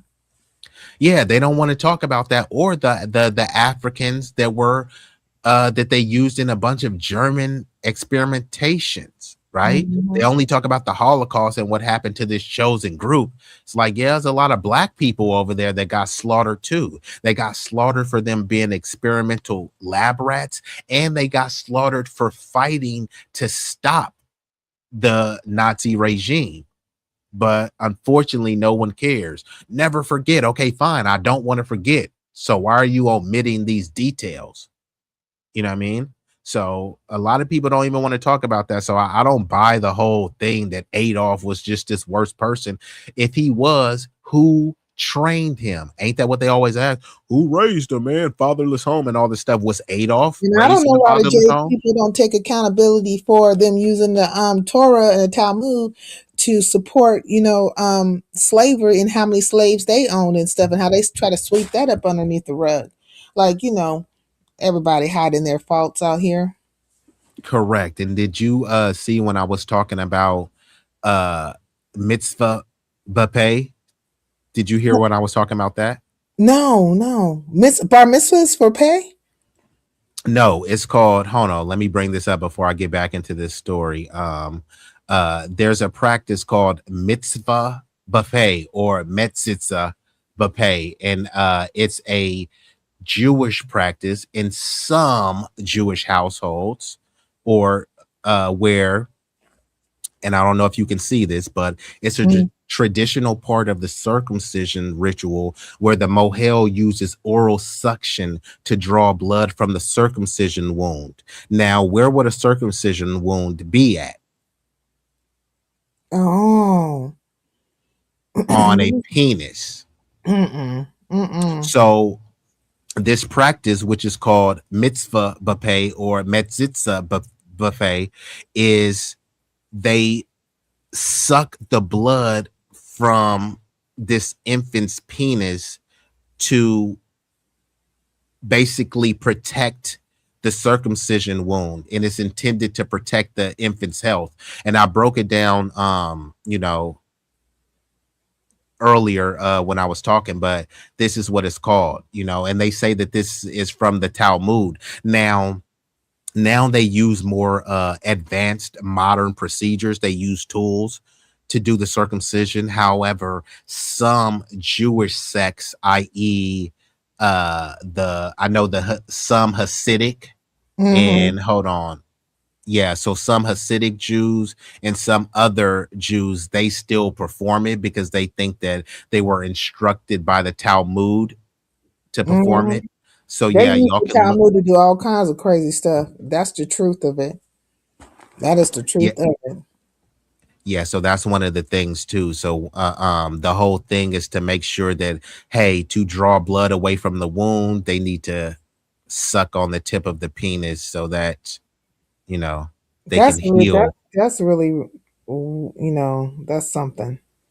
Hey, it's not my ritual. I'm just saying, like, I put it on the screen just in case, because when you say this, it's considered anti-Semitic, and they say, "Oh, we don't do that." Yeah, some of you still do, though, and I'm not saying that everyone does it. And the people that don't do it anymore, some of them used to do it, right? This is widely known, and see. It's funny because you can say anything about Black people and it's just like, get over it. But then when you say facts about this specific demographic, everything is always labeled anti-Semitic. It's like, I don't own Google. When you type in Google, this is what it comes up with. So is Google anti-Semitic? Google is ran by a bunch of people of this chosen community. YouTube is owned by Google. This is why they call YouTube, some call it JTube. So, hey, this is no anti-Semitic propaganda.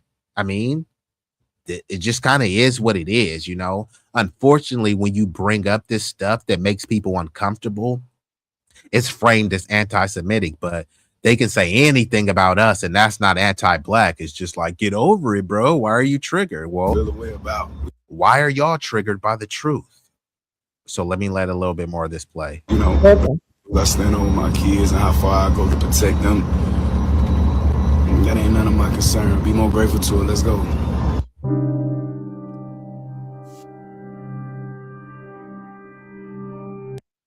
Okay, so this is where I wanted to pause it at, because this is pretty much the end of the video. All the dude did was just take the couple clips and then he just stitched them together. So you saw the response that the dude said, right? He was okay with the baby, rudely just disregarding him. And he just said, "Hey, the baby, God bless, and the mission continues." And he shared the photo of the viral painting. And this was the baby's response after he had just gave the response that I just responded to. He said, "You still got my daughters on your page as a grown man after I made it clear." You see how he keeps emphasizing the grown man? But like you said earlier, would he have been saying this if it was a grown woman? And also, it's like he's painting a picture, but go on, the baby, you straight up Picasso. That's what I'm saying. Go off, huh? So he's like, after I made it clear, I ain't comfortable with that. Like, what is he saying he's not comfortable with? He's not comfortable with another man who is an artist. I can see, like I said, if it's a mechanic, I get if you're uncomfortable with the mechanic painting a picture of your daughter. I get it if there's a nurse painting a picture of your daughters. But a painter painting pictures of your daughter, I don't get it even then, because people are multi-talented. I could that is true. That is true. Like, what are you talking about? No, that is true, and that's a great point, because now that I think about it, people do try to put you in a box, because if you create music and then I go out and do some philanthropy, man, I thought you was a rapper. So what, nigga? I'm only supposed to make music and that's it? Same thing, you design your own clothes. Since when you start doing that, nigga? I'm not just gonna film videos and not just do anything else. You know what I mean? Then if you are a mechanic, then it's like, man, you cleaning niggas carpets and shit? Yeah, nigga, I got a carpet cleaner. Like, why? I got multiple hustles. Like, so that is a good point, because people do try to put you in the box. If you know how to knit sweaters and stuff like that, then people think that you're unable to do some other things. Or if you are able to do something, they just, kind of typecast you as if you're only allowed to do that one thing. You know what I mean? And how many actors were once before school teachers? So once they became actors and start getting the bag that way, did they take away their degrees to be a teacher? Like they're no longer a teacher? Yeah, I don't think people really think this type of stuff through. And unfortunately, many celebrities, especially rappers, they have a certain level of what I call popularity privilege, because they're popular. People may like them. They may be attracted to them, whether it be physically or materially, emotionally, spiritually. They try to live vicariously through them. Oh man, he from my hood or something like that. Or man, we the same zodiac sign, etc. But it's like, yeah, bro, if somebody is on some BS, just call it out. I don't want to hear that somebody made a platinum record, so that's why I can't call them out. Or you've been listening to Drake for 10 years, so you don't want to call him out because you feel like you're betraying him from calling him out. It's like, this nigga don't know you. And if he was around you, he would probably be as rude to you as he was to that painter. So why are you like looking up and idolizing these people? It don't mean that the music they make ain't gonna slap, or if you go into a party, you ain't gonna, you feel me, cut a jig to it. But it's like, you can do both. You can dance, you can twerk, you can spread eagle on the dance floor, and then say, yeah, bro, you're moving a little bit weird and a little bit goofy in this instance, right? Don't need to tear them down. You don't need to tell everybody to have boycott his music or anything. It's just like, yeah, bro, nobody is infallible. And this was kind of a swing and a miss for the baby on this one. But he said, steady plan for this online attention. Nigga, what do you think you're doing? What celebrity doesn't want online attention? So then when they try to clamor for online attention, then they get mad at content creators. Oh, y'all want his attention. Nigga, you want attention to your records. You wouldn't put out a record unless you wanted people to pay attention to it. By listening to it, is them paying attention. He puts out these videos. He wants people to pay attention, right? So this is like the pot calling the kettle black. Y'all playing for this online attention. Nigga, they're doing what you're doing. So then he says, when God put me back in front of you, see, this is where it gets goofy. Why are you even bringing up God? God don't have nothing to do with the demonic thought that's going through your head right now to bring harm to this man who was just trying to do you something nice. Like, stop it. So some, if you're a true Bible thumper, some could consider this using the Lord's name in vain, depending on how you interpret it, right? Because some people, you ain't supposed to say, I put that on God and I swear to God and all this stuff. And when God you're not even supposed to promise to God, because you can't hold your promise. And this is what I'm saying. Promise to God. Then he's also saying this is a little bit disrespectful, because you saying when God put me back in front of you, he's going to threat. So hold on. You mean to tell me that God's plan is to put you in front of someone to commit harm? Is it really God's plan to put you in front of someone to commit a sin? Right? Yeah. Now he's supposed to love thy neighbor and turn the other cheek. Does this sound? He's threatening this dude. Like, thou shalt not ill. So that's what I'm saying. So it's like, bro, like, why are you? He could have just left God out of this. And this is why it's just like hard to respect when all these cats be running around talking about Jesus and God and the Most High. And you got this iced out Jesus piece. And they say, what would Jesus do? Jesus wouldn't have got a iced out Jesus piece. So let's just start there. He would have went to the nearest lake or ocean and got a whole bunch of fish, and then went over there to the nearest baker and made some loaves. Okay, some loaves for you. And that's what I'm saying. They be called, and I always tell cats, according to modern standards, Jesus was a dusty. Okay, the nigga was walking around dirty rags, flip flops. Like nobody would have been trying to check for Jesus. But then you're saying, all praise to Jesus. But then you going around looking at people, looking down at people, saying they broke. This dude's a carpenter. kind of like Jesus was. But you Mhm. looking down at the working man. You're looking down at the garbage man because he don't got an iced out chain. He don't got an iced out Jesus piece that Jesus wouldn't even have wanted. Okay, because he was a skilled person, right? A person of the land. So he had some kind of skill. He was a carpenter, that he worked with his hands and stuff. He was of the people, right? Just an everyday working person. Like, stop it. And but that's not these people at all, right? So it's just crazy, you know what I mean? And so this really does kind of get infuriated when they like to use God's name in vain. And then you're just supposed to look up to them because they said God. Well, I don't want to disrespect God, so I agree with what he said. It's like, bro, he just disrespected God, but you're not going to call that out. This is another thing. If he was so concerned about this man who painted his children, like, if you felt that way, why didn't you just take the picture so that your children's picture won't be in his hands no more?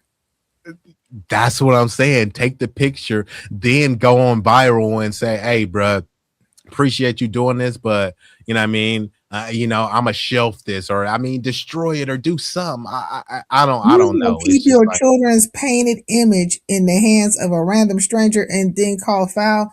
Like, stop it. What do you think his children would have thought of it? Because I'm sure if his daughters seen that, they would have been like, oh, daddy, this is beautiful. And then what he would have scolded his kids, a grown ass man painted this. Like, come on, man. Like, what are we doing here? And children are so innocent and honest. They would have just said it. They would have loved it. But, they would have been elated, So it's really him. Like I said, he's interjecting this grown man. Like, why is he emphasizing this grown man? Like, because he's trying to make it like some sort of pedophile Chester the molester. It's like, where are you getting this stuff? It's like he's saying it without saying it. It makes me think that maybe he has some childhood trauma and he is not out there. Yeah, maybe he's trying to overcorrect. Yeah, like something like he's overprotective because something possibly happened to him. And he's fixated on grown men. He kept saying that. I don't want no grown men talking about my daughters. I don't want no grown men painting my daughter. I don't want no. He just kept saying grown men, grown men, grown men, and daughter. So there could be something there. I don't know, but or like something could have happened to somebody in his family or a sister or something or a cousin, and he's just hyper vigilant, overly. It seems very extra and rooted in something. Yeah, I mean, look, he said, God put me back in front of you. I'm going to show you how serious I am about my daughters. This is another thing that I don't like too. Whenever it's something that's either neutral or good, it's on God. You know what I mean? Mm-hmm. But then when they do something, what was it? He killed a dude in Walmart, self-defense, right? Mm-hmm. Wasn't that God's plan? Why don't they say that, right? When this nigga doing goofy stuff and get locked up, hey, that was God's plan for you to get locked up. When dudes is in the prison and they're getting their butt cheeks violated, that's God's plan. Right? You better hope nothing happens to this dude because it's gonna be God's plan to lock his ass up. He gonna be the first person they gonna point fingers to, based on what he was here.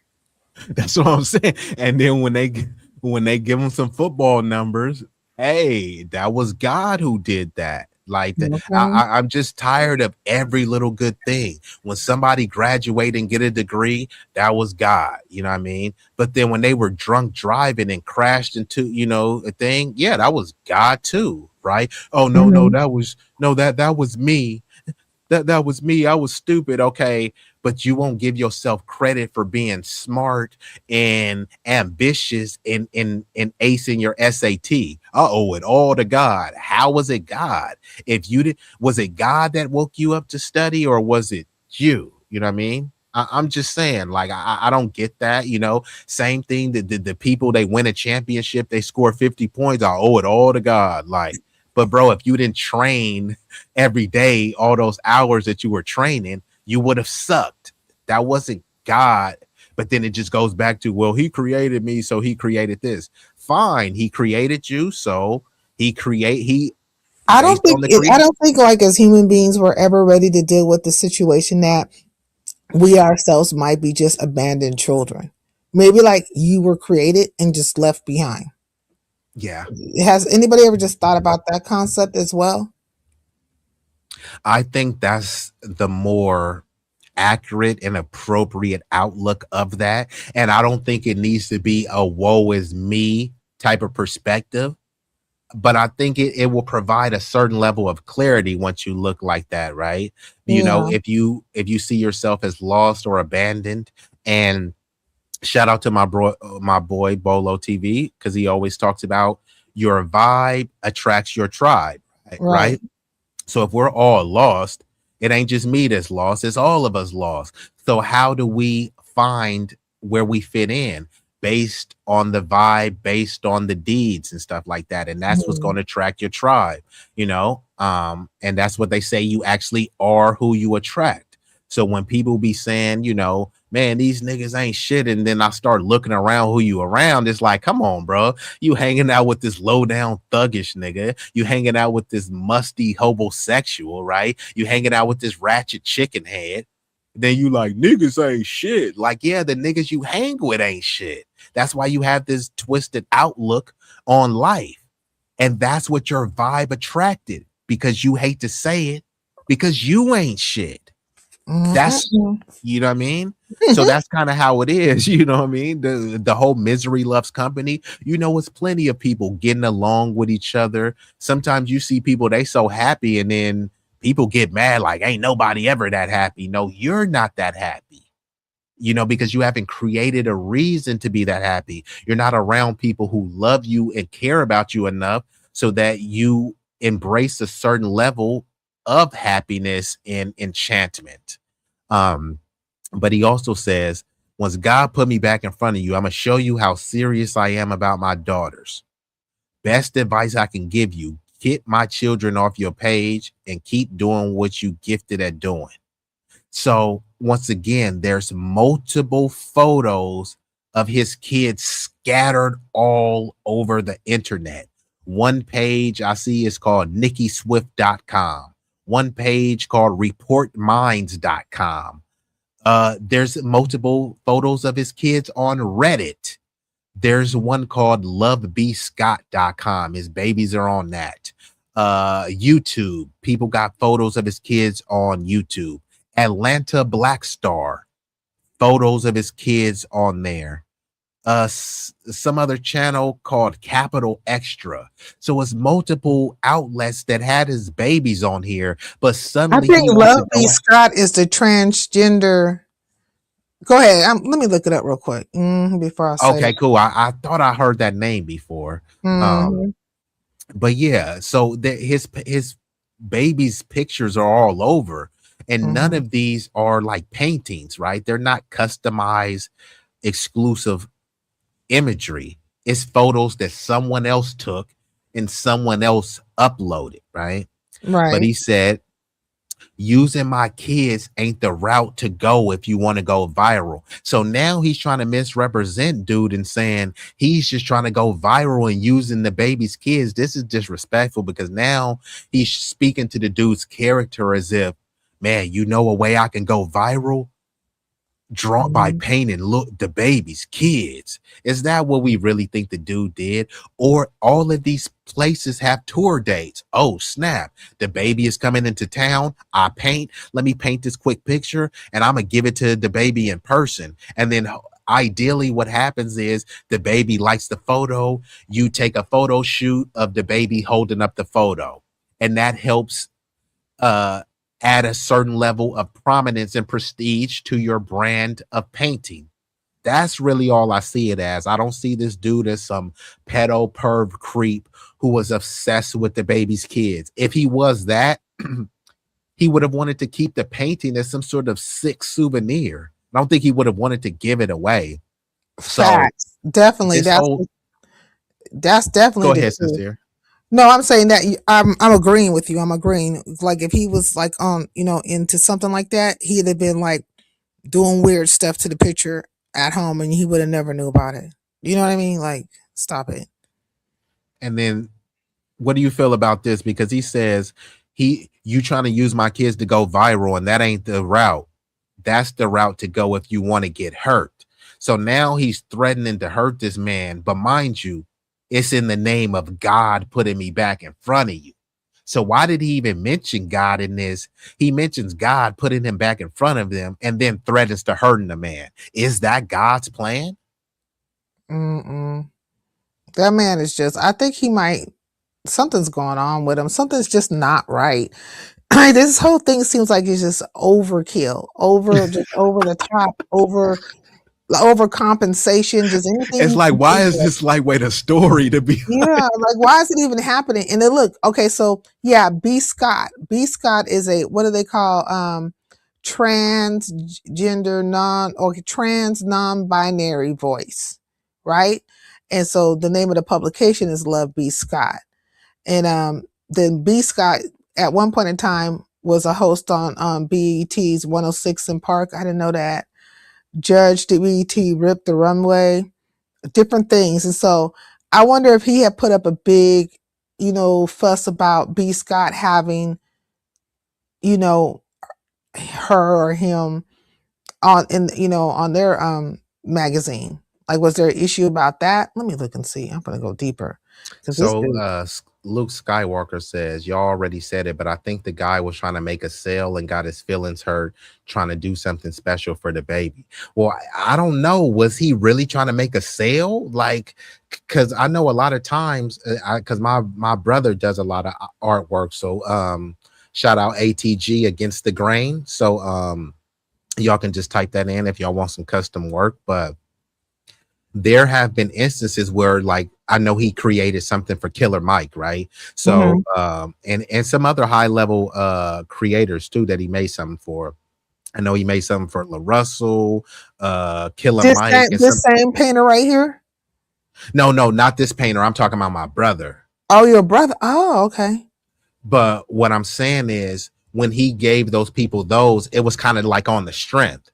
So it's like, hey, I'm going to Sincere Function or something like that. Here, let me create something for Sincere. Yeah, I charge for my artwork, but I want to give something for Sincere to have that holds some sentimental value or something. So just think if you're going on some random show, whether it be the Breakfast Club or Joe Rogan or something like that, you may gift them a custom thing, right? Which you normally sell, but you're like, man, I'm going on this higher platform, so here you go. So I don't know if dude was actually trying to sell it, because if he gave it to the baby for free and he just did a photo op, that would have already boosted his sales right there. So sometimes people use, celebrities and public figures to make a bigger sale, because those people, they get things all the time anyways.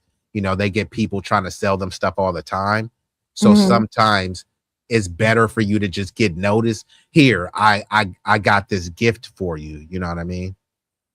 I don't see why he's not coming at these news outlets and different people who have, published his children. Like, what's the problem? The dude didn't even fucking publish anything. He just said, hey, it's okay. Well, technically, he's saying that he did publish it because he put the painting up. So he took a picture of the painting and posted it on Instagram and tagged the baby, the one that I showed you where he said, God bless and the mission continues. That's why the baby was saying, you still got my kids up there. And he was threatening him that he needs to take those kids down. So he's considering that being published.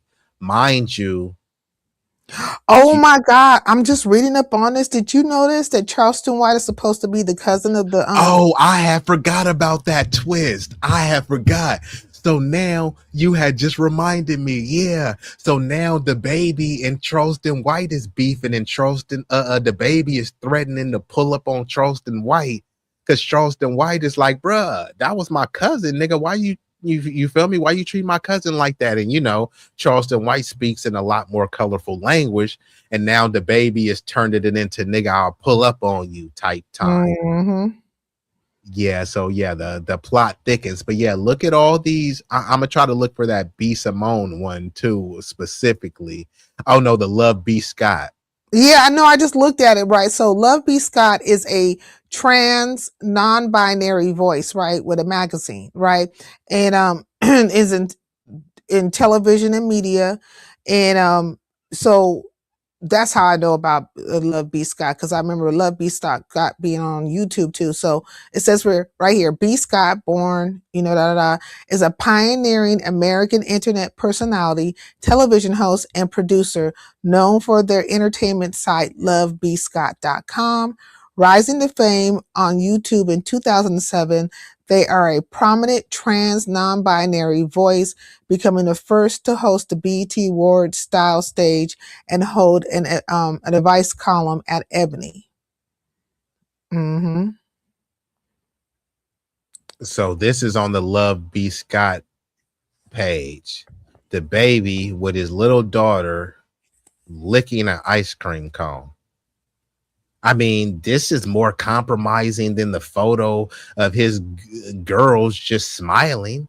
You got your baby licking a cone, which I'm not trying to sexualize or anything like that, but this is what the baby is doing. He's trying to overprotect his kids. Man, I don't want no grown man. And speaking of grown men, you got B. Scott or whatever. What's this person? Love B. Scott, who the trans person. He kept talking about grown men, grown men, grown men. Does that include Love B. Scott? He didn't say trans people though. So maybe trans people and what they would call cisgender women are okay to take photos and be around his daughters, but just not grown men. Yeah, bruh, the baby, bro, might need to seek a little bit of therapy because it's given delusional, bruh. This is gonna get way out of hand because Charleston White has tapped his little weird self up into the program. Yeah, and they both Charleston White trying to maintain some level of notoriety. Yeah, that's how he gets booked. Oh, did you hear what Charleston White said? So we have to book him on there and all this other stuff. So for me, I call him Coonston White. When he was running around with that one dude, him and that one dude, they was running around interviewing all those racist people in the backwoods. Remember that? Yeah, and he had on the little Confederate get up. I said, now look at this ignorant stuff right here. This is so ignorant. Yeah, so it's not just ignorant, it's like really like quite pathetic, you know what I mean? And I get it, bro. If you down bad and you think that's the only way for you to get a check, then just say that. It's just like, just stop expecting for people to like, glaze and praise you and super respect you. You're willing to throw your community under the bus for some coin. You know what I mean? That just means that you have no integrity and no principles. You're successful. Hey, bravo, pat on the back. You know what I mean? But this is why I go back to Jesus, right? Like y'all praise Jesus, y'all don't praise the rich people who are around in those times, right? So which one is it? But now it's flipped, right? They want to praise all the billionaires who don't give a crap about them, and then look down on people who's doing the work that they can't even do, whether it be carpentry, mechanic stuff, farming, or anything like that, right? What would Jesus have said about those people? This here, look, I'm gonna read this to you real quick, right? Yeah. So it says Charleston White, right? I'm reading it. And apparently he was on Instagram, so you can like see the video as well. But he basically said to the baby, F your babies. The baby, you want us to think you would have done something to a ninja, painted a picture for your kids. F your kids, bitch ass ninja. F your girls. This is Charleston White. White said before further defending the artist, he ain't trying to go viral. This is what he do. So that's what he does. But he's just basically let them know, F your kids. And then I guess DJ Academics have posted it like his rant. Charleston White is a weird looking dude. Like, I think he might. You think he on the spectrum? He could be. I think he's spectrum affiliated. Yeah. I know he's definitely a rat, bro, ratted, which I don't know why any cats that act like they would any type of street activity listen to this nigga. If they want to just say that, okay, cool, he's funny or he's controversial, fine. But then people will try to, you know, uplift, man, he from the streets. Yeah, but you came from the streets where they was talking about snitches get stitches and all this other type of stuff, right? I don't have an issue with him snitching or anything like that, but don't try to hold him up as like this ultimate street nigga. Like, no, this nigga is just a rat. That's all he is, a rat with a platform. You know what I mean? He definitely looked like a rat. Like looking at him, he looked like a little you know, creature, some kind of mouse or something. Yeah, because he was proud to snitch. So I'm like, okay, if the nigga is proud to snitch, then I mean, why wouldn't I call him a snitch? It's a bunch of chicks out there that's hoeing, and they're proud to hoe. Like they if you told them, hey, would you want to work at Walmart or hoe? They like, I'm not working no minimum wage. I'm gonna go out there and, you feel me, bust it wide open. They're proud to be hoes, so why wouldn't I call them a hoe? This nigga, he brags about snitching and shit like that, right? So like, that's what the nigga is. So that's what I'm gonna call him, a snitch. Now, Charleston White is claiming that the guy that did the painting is his cousin, right? And he came to social media to speak on it. Now, at first, Charleston had a real kind of like mild response, knowing Charleston. He didn't really go too hard, right? But he, you know, he was saying that this guy's a very reputable guy. He does a lot of good things in the community down there in the Dallas-Fort Worth area. He does a lot of great paintings.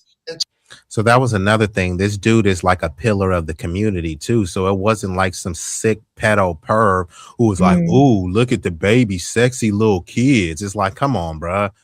He's a grown man. Yeah, the nigga's a fucking painter that's renowned in the community, bruh. You're a celebrity. People rock with the baby, bruh. They think the nigga's dope.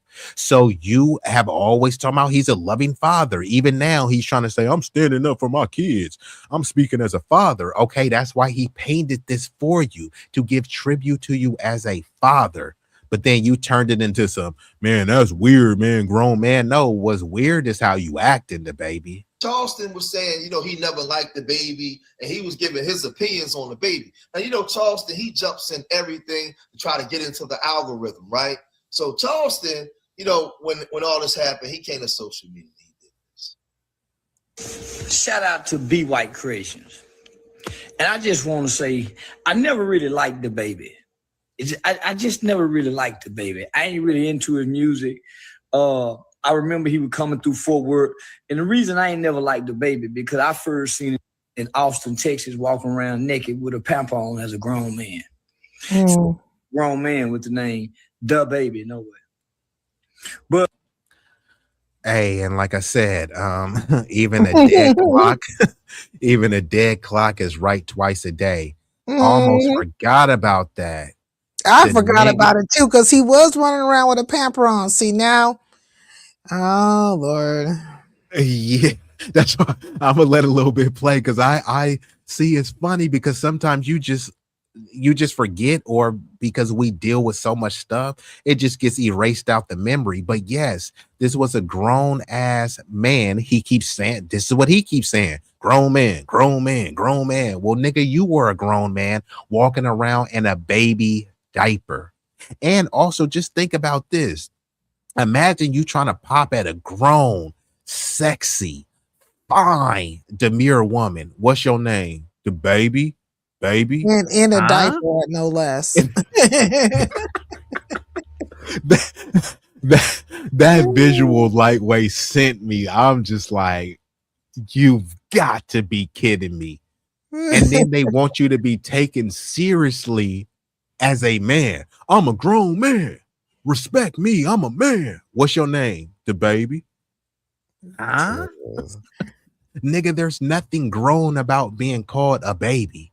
It's damn near like no hope for the black community, black men, like with niggas like that running around doing stupid stuff like that. I'm just confused. It's getting confusing.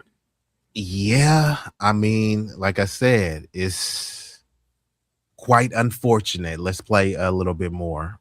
The guy who drew the picture for him is my second cousin. His name is B White.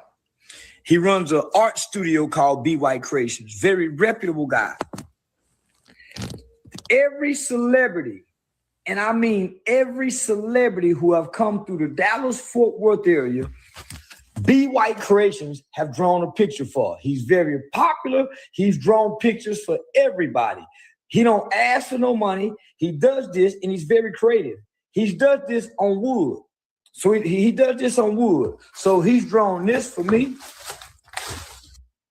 Now, and like you were saying, you were talking about the painting and the canvases. The wood is more expensive than the canvas. So not only did he use wood, then maybe he used more expensive paint because he wanted it to last longer. Like you talked about the oil painting. So he used a high quality of paint and he painted it on wood, which is a higher quality, more durable, and more expensive than the traditional canvas, right? That stuff ain't cheap. It's not cheap. Go ahead. No, it's not. You think it is until you have to go buy it. But since you don't paint, and we're not even talking about the brushes, you need multiple brushes. You can't paint that with one brush. You need a thick brush, a super thin brush, a kind of spade, frizzy like little brush. Type of like brush. It's kind of flat.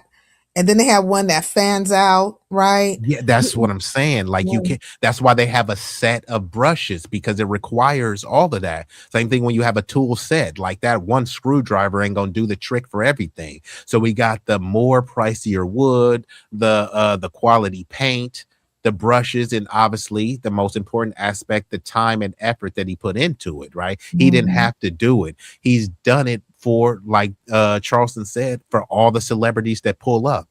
He doesn't charge them anything because he knows that this is what helps build his brand. Because when you can say, hey, look, I painted a photo for Beyonce and this person and this celeb, nobody ain't gonna be like, man, how much they pay you? Some people will, but other people are just going to be marveling at the work that's done, and that will help make your brand more reputable. He seems like an ambassador of some sorts for their city, for their community. Yeah, I mean, a bunch of the city folk, gave him love and respect. So, like I said, this really shouldn't even be a story right here, but now it's just like escalated out of control. And let's see, because I've already covered the baby's response here, so let's see what else Charleston has to say after that. Hold on, let me let this ad play. Also look to see if any other celebrities have came out to speak against the baby after that too, though. I want to see. Okay. The baby, your babies, and I don't care about no kid at Walmart.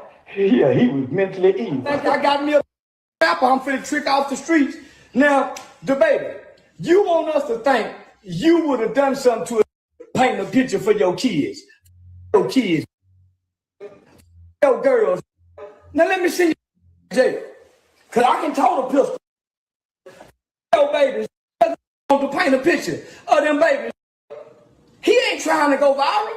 This what he do. You just a Yeah. Oh, baby. Yeah. Now come do something to me. I keep something ready for any one of you. A gun, a knife, a mace, or the police. I can say, baby, and you can't do nothing to me illegally.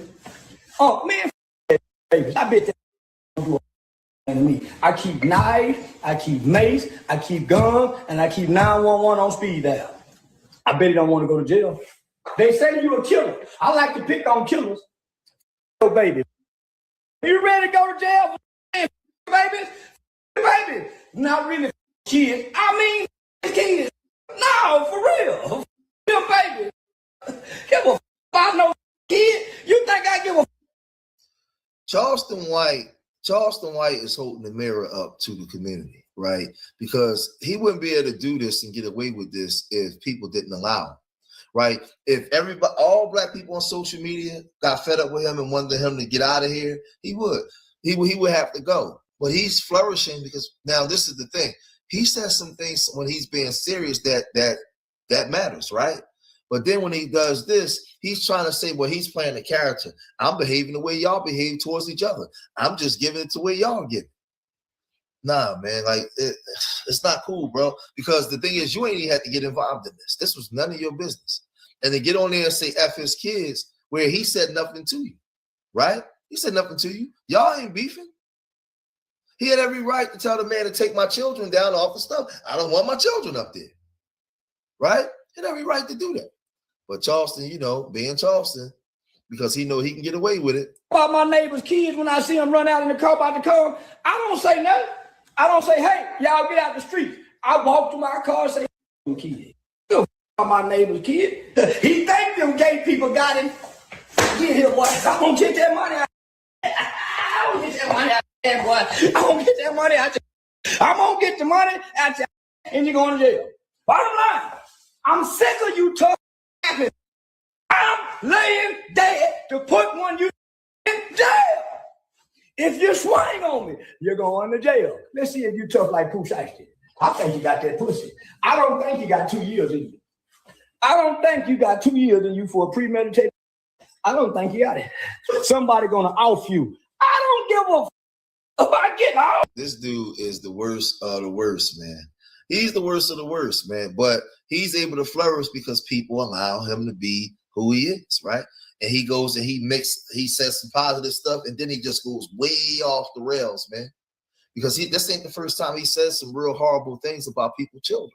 Now, his argument is, well, y'all put in the raps about hurting children, mothers, and which is true, right? Which is true.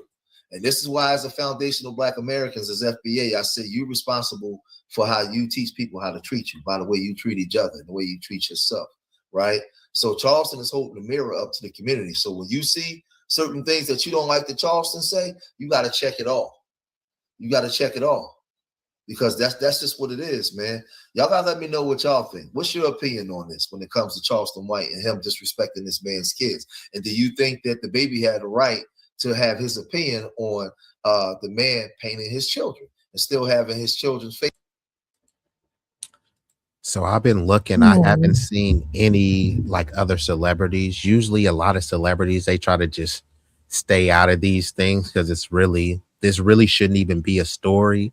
And for, you know, someone that's a prominent figure, it usually serves no value for them to take a side in like a specific incident like that, because it's gonna be a damned if you do, damned if you don't, right? If some people that agree, then they're gonna be like, see, you know, so and so agree with me. And then I thought somebody would have caught one of them, you know, TMZ or somebody talking about, hey, what do you think about the baby? I know maybe it is. I've just been scouring the net. I haven't seen anything. There's a lot of outlets covering it, but they're kind of recycling the same thing. The baby doubles down, all this other stuff. And Charleston White, he should have just like, I feel like Charleston White could have spoke to the situation. There's nothing wrong saying, hey, my cousin was just trying to give you a picture. He does this for everybody. But to come out here and do all that extra stuff and say F the babies and stuff, he could have kept that to himself. So he didn't really do his cousin any justice in that matter, you know? Yeah, no, I agree with that. And then to like the brother was saying, and this is why, you know, I don't like when I do react, I'm usually critical of Charleston White. I don't play like a lot of his stuff because he'll say some things that you occasionally agree with, but the majority of his things, he's doing a lot of what I call the Sambo shuffle. Yeah, he's stepping, fetching it. He's always throwing the community under the bus, but people kind of feed into that. And this is what I you know, how I touched in yesterday, how your brain is automatically wired to have a negativity bias. So when people are talking about constructive things that are enlightening, things that are help build and enrich you, that's considered boring. But if you ask someone, hey, do you want to be enfranchised? Do you want to be enriched? Do you want to have a certain level of success and sustenance within your life? They'll say yes, but then they're not listening to things that will help provide that. They're listening to things that do the exact opposite, right? Hey, do you want to be in shape and have a six-pack? Yeah, I do. What you about to eat? A bunch of donuts? and drink some Pepsi. It's like, I thought you just said you wanted a 6-pack, right? Man, we want to build up the community. Okay, are you going to go listen to philanthropists who about to build up the community? No, I'm finna go listen to the beef sector. Yeah. I thought you said you want to build up the community, though. You feel me? So then people talk about all the issues with the community. It's like you're perpetuating every issue that you're talking about, right? Yeah, They'll say that, oh man, these hoes ain't shit, bitches ain't shit, but hoes and tricks, right? They'll say that, right? And then I see it, I'm like, bro, all of it. I'm like, but I'm saying all the chicks that you with are literally bitches and hoes, though. Like, you mean to tell me you can't find any, conservative, virtuous women, right? All the women that you could attract are hoes. What does that say about you, right? It's not about the hoes, right? Because hoes, they say, well, you know what they say the oldest profession is, right? Which means hoes have always been around, bro. Right. But also respectable, virtuous women have always been around. If you're not attracting the virtuous women, but you are attracting the hoes, does that say more about the hoes or more about you? Right. What you like and what you attract, because you must be, looking for it. Or, So why are you whining about it so many hoes? Oh, these bitches on OnlyFans, but you don't fuck with OnlyFans bitches. So why would it matter, right? Unless you are trying to, penetrate those chicks, then what are you complaining about? And more than likely probably got rejected by one of them, because that's usually they end up acting that way. That's always the case. It's like when those like little moist goofy niggas used to be like, hey, what's up, sincere? Let me holler at you, little baby. Oh no, I'm good. Well, fuck you then, bitch. Like it's like, hold on, you just was trying to holler at her. She was the finest thing you ever seen. Then as soon as she hit you with that Heisman stiff arm, fuck you hella fat anyways, bitch. It's like, bro, you make yourself look hella weak, because if she was that ugly, why was you trying to holler? If she was that fat, why was you trying to holler anyways? And you seem like an emotionally hinged little bratty child that you can't deal with no. Your daddy told you no. Your mama told you no. If you was living to see your grandma, she done told you no before. Your teacher has told you no. You've been rejected before, but suddenly it's only triggering when a chick rejects you. But it's like, bruh, I'm not saying some chicks are just better than you, but there is a thing about being out of your league. If you are a certain student and you say, hey, I know I'm smart, but you may be community college smart.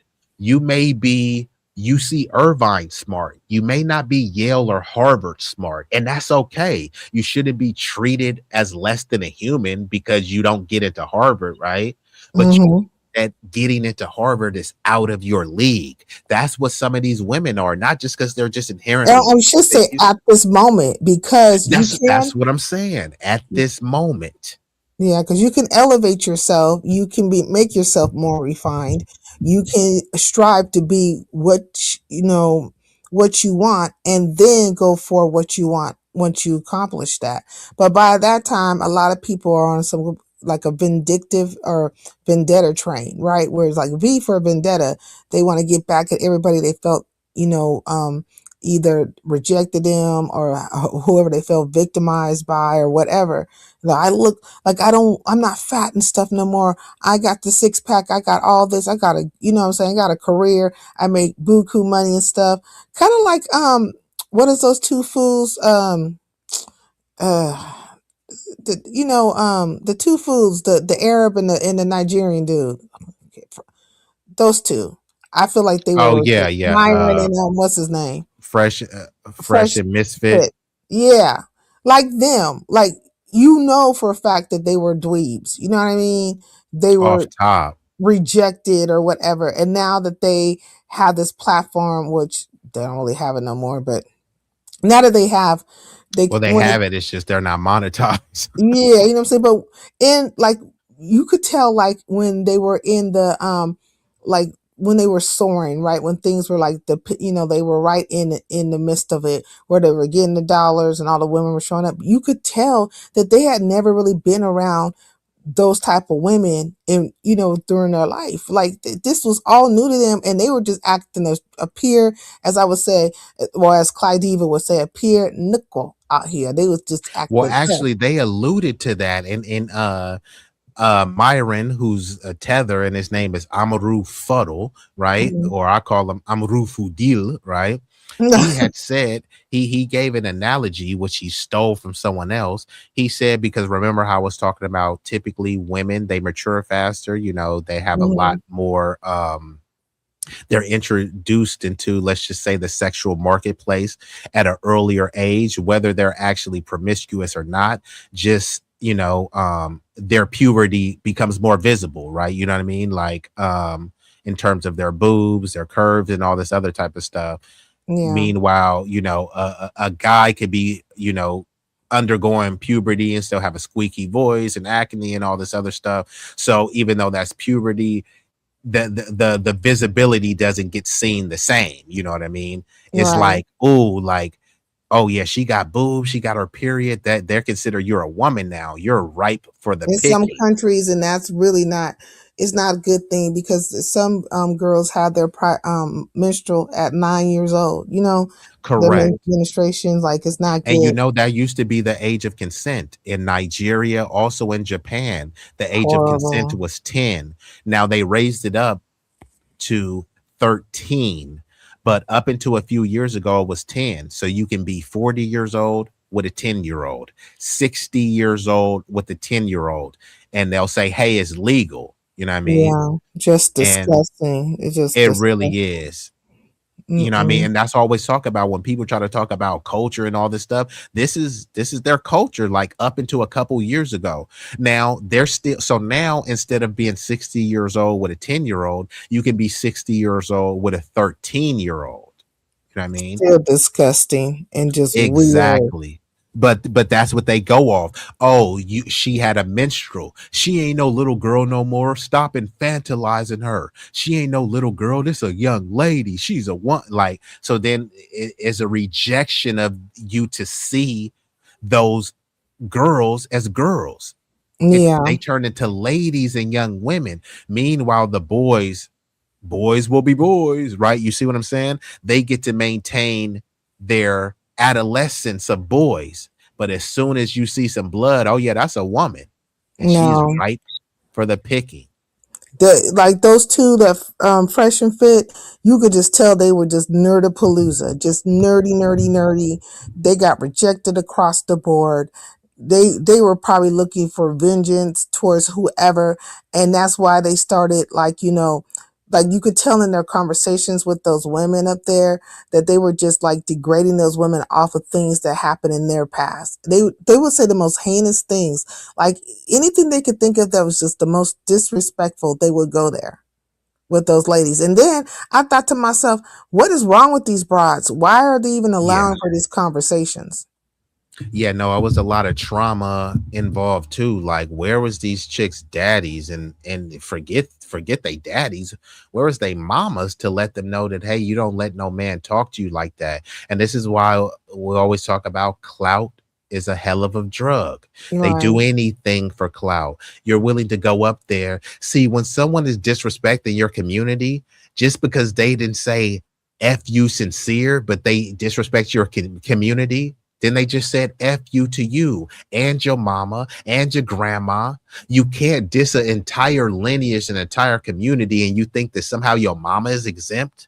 If I say fuck all black people, all Moorish people, all Hebrews, all whatever you identify as, That's what it that's not means. just, yeah, that's what it means. It says all these words have a meaning, but people try to condense it down to be like, oh, well, he ain't talking about me, or he only talking about a small subset of a group.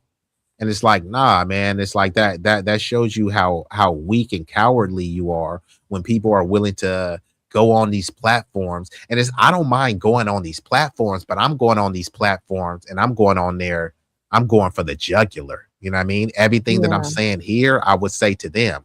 I'll call them cats tethers. I'll call out their lies. I'll tell these dudes that they were dweebs, because they were. And the analogy that I was saying was Amru the tether was saying, like, essentially that, imagine like women, when they were younger, right, they were always allowed to go into, and this is just an analogy and a metaphor speaking, right, women have always been allowed to go into the candy store and have their pickings of whatever they want, right?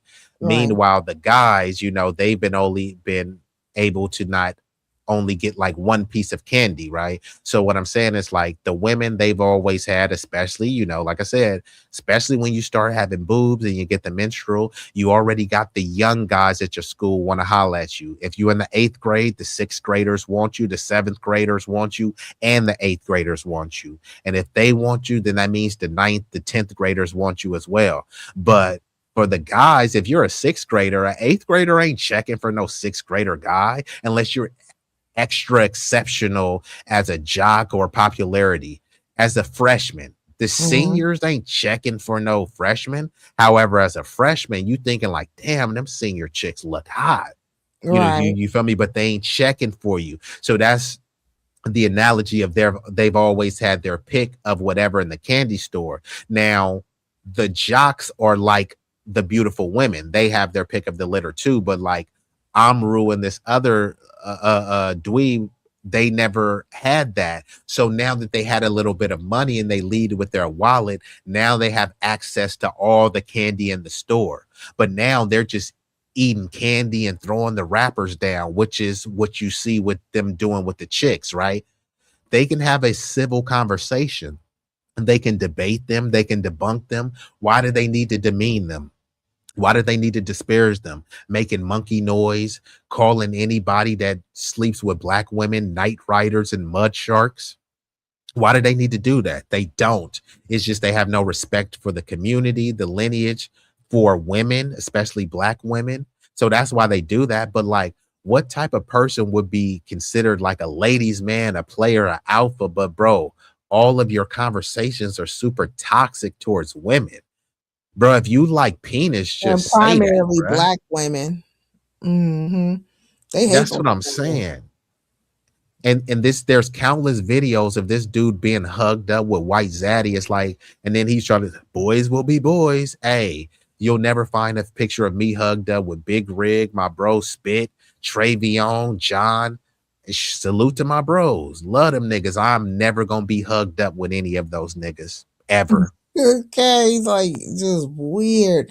It's like hella photos. I'm gonna try to pull them up. They got hella photos of this nigga kissing on white dudes, and they asked him like, "Bro, why were you in the bed with white dudes?" And he said, "Some boys will be boys, man. We were frat bros. We were just joking around, bro." It's like, huh? I don't joke around with my bros like that. Did it ever come out that they did like? I know the kissing was there, but did anything ever come out about the sexual conduct? Any other sexual conduct? Well, with his white homeboys, white, yeah. That I'm not sure, to be honest. I wouldn't be surprised, if he was on the DL. I wouldn't be surprised either. Did you hear there was a whole scandal about him and his girlfriend? Did you hear about that?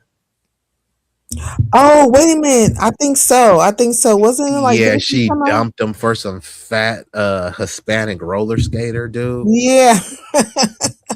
And then not only that, did you know they never had sex? Really? Now that part I didn't know. That's what I said. So he said they were in an open relationship. He was smashing other girls. She couldn't smash other men, but they never had sex.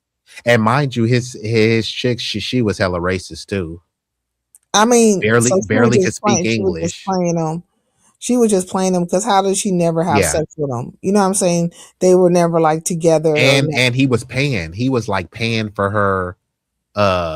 You know what I mean? I think he was paying some of her bills or something like that.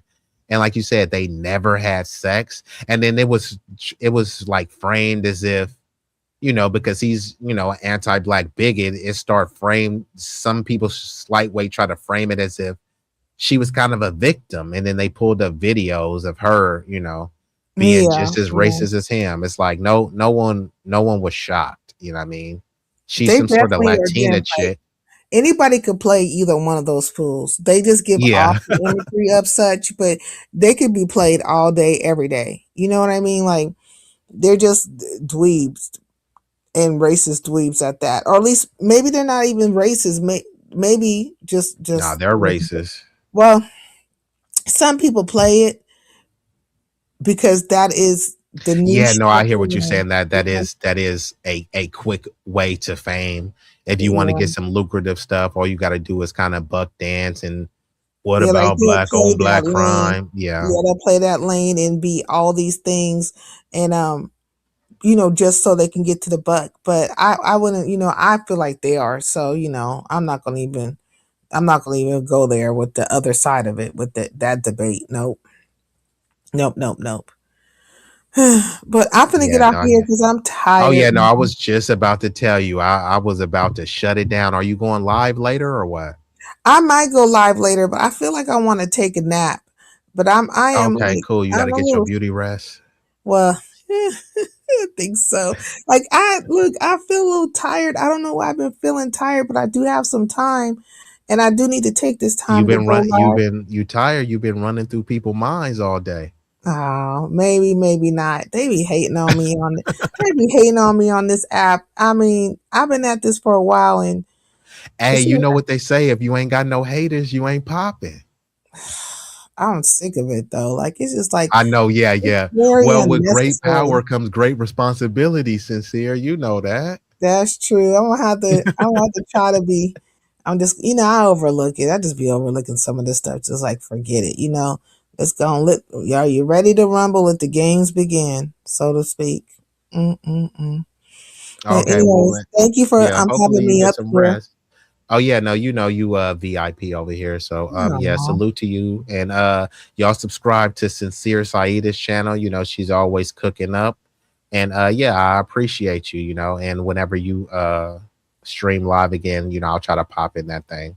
Okay, Now thank you for sharing me out too. I appreciate that. oh yeah, I'm always share you out. I be seeing you drop the link, but I can only pop up when I can get into my investigative journalist inquisitive bag, because I don't really be knowing the names. Yeah, So you I don't can know just the only players in the game. Yeah. so I can only ask from a lay person, well, do you think they were right about this? Oh, well, when did this beef start? You know what I mean? So I could come from a perspective as if, because you do got some people that will just tune in, you know what I mean? And then they will get intrigued, but then they may not know the backstory.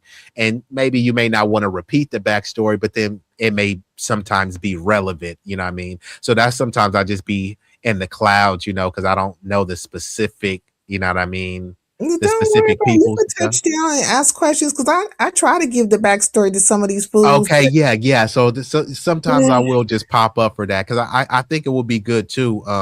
Because a lot of people I've even had a bunch of cats ask me like, bro, did you like go to school for journalism and stuff? It's like, nah, bro. It's just like gotta know how to ask the right questions, but also ultimately, what are you trying to get out of the discussion, right? And I try to make sure that there's some clarity to the discussion, but also it's done in an intriguing way. Because I see sometimes people pop up on a panel and I'm like, damn, man, I'd rather just hear Sincere pop it, you know what I mean? Because sometimes people be talking over or like over talk. I'm not saying any specific panel, I'm just speaking in a broader perspective. Which is why I don't always drop the link, because a lot of people will come up, but it's like, bro, you just want to come up. You really don't have anything to say. You know what I mean? Like, come up and bring some scholarship or some level of articulation to the discussion. And not everybody is able to do Get that. on Pierce Morgan because I want to see you on Pierce Morgan because I think you can debate those people very well. I think that would just be awesome to see. And then he'll probably want you to come back, more and more because you definitely gonna bring it, and they definitely gonna, it's gonna get views. I wonder how that would happen. Hey, I know I have to tap in. You know what? It will probably be the same thing as like when Amazing Lucas went on there. He did like a complete crash out, which I supported, and then they never brought him back. You see what I'm saying? So it's like they'll and that's really all I need is one time, you feel me, to just go nuclear on there, you know what I mean? But that's really what the biz is. They'll bring on like Mark Lamont Hill, or who I call Moist Lamont Shield. They'll bring him on there because he's not really going to challenge power or the established order. he'll just be arguing that, hey, you know, in favor of trans bathrooms or something like that. So Piers Morgan brings him on there for like these culture war issues, but not really to solve anything. So I wouldn't mind. I'll go on any of these platforms because that's how we are. We don't duck no intellectual smoke. But because, you know, a lot of people are not intellectually formidable to challenge me, you know, they'd rather I just think act you like I like don't a good exist. debater, so I think you would end up coming back more than once because I think you would actually have the conversation, debate whatever talking points there are, and then make them stand accountable in the sense of they would have to make sense of what they're saying, right? And so, yeah, they'll just get stumped, and that'll be it. And then one will be wanting you to come back. Like, okay, let's try this round again. Yeah, I mean, I'm looking into that, but I mean, I'm always, you know, open for debates. You know, this ain't just a soapbox, but it has to be, you know, really done in good faith. A lot of those discussions aren't really done in good faith, and then there's a way that they try to craft the narratives where, you know, whether it's like, you know, cutting people off and all this other type of stuff. Yeah, But yeah, I'm always, you know, I'm always open for it. shoot, I like to see you debate Candace ass too. That would be awesome. I would love to. You know, she would never do that, which is why they would love to have bigger. And I always tell people, hey, look, didn't you go to a prestigious university? So in terms of degrees and academic accomplishments, you know, you will surpass me. So you should wipe the floor with me, right? This should be an easy victory. And you know what I mean? That you can laud and tout to your audience, but then they know Mhm. that it won't really go like that. So they rather just, you know, that's why a lot of them, you notice most of these people, they get on monologues. So they just do a show where they talk to the audience, an audience that agrees with them. Yeah. They have Yeah. they have the access to get anybody on their channel. A lot of people all the time, they say all of this negative stuff about Tariq. He's a grifter, he's this, he's that. Bring him on and debate him. This nigga every night he has a TikTok or Twitter where people could just call in. He spent like 2-3 hours every night. Nobody ever calls in, nobody contacts him to set him up. You know what I mean? It's like, well, debunk that nigga in real time. Why are you talking about him rather than talking to him? So then they'll want to talk to a bigot, a racist. They'll talk to them, but they won't talk to, you know, the people that they claim is misleading the community and all this stuff. Well, go up there and debate it. He's not ducking no smoke. So why won't you debate him? And this is for all the people. Roland Yeah, it's all Martin, about keeping the Candace. narrative going, though. They have to keep the narrative Yeah. going.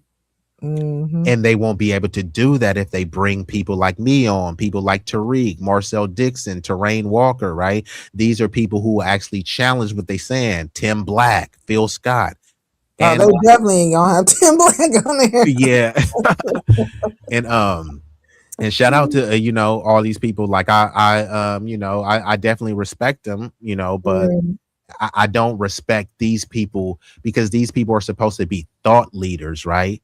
If right, you are, so imagine if you're a basketball player, right? If I'm an NBA player, I want to play against other NBA players. I don't want to play against the G League. I don't want to play against college players, and I don't want to play against high school players.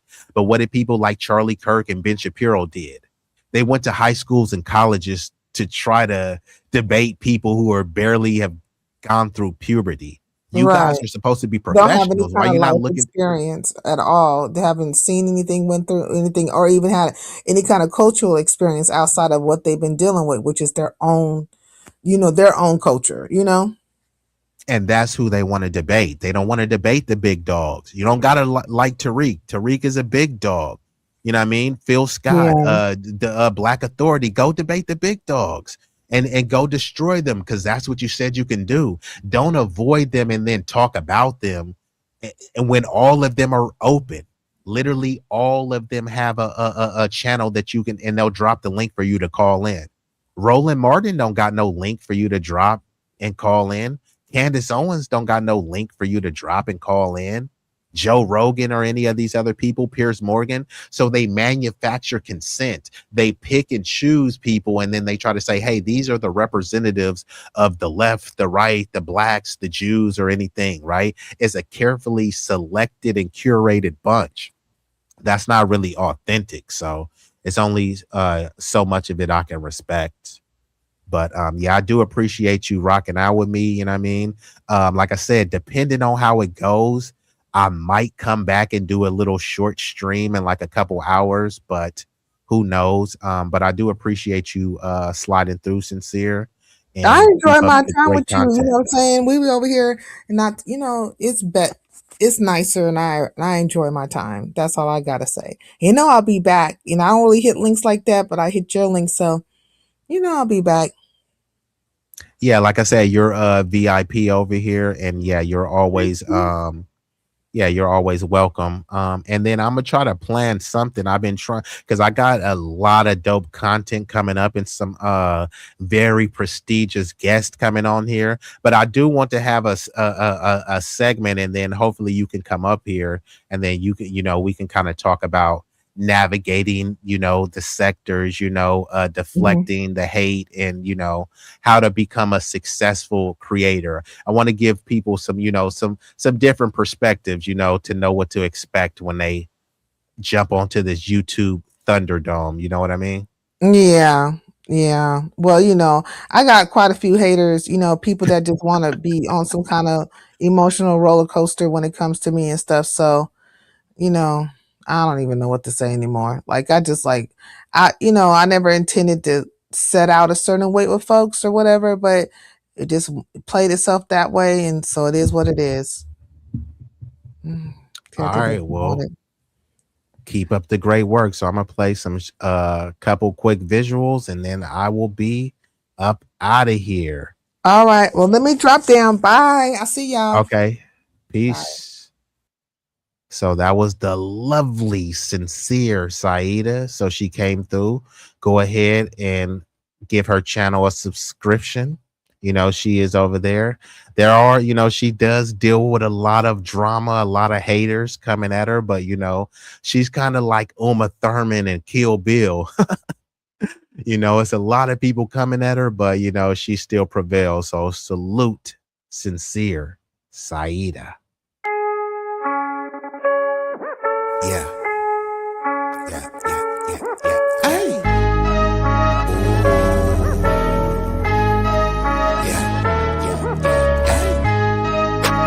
B-Eazy Dat Dude, yeah.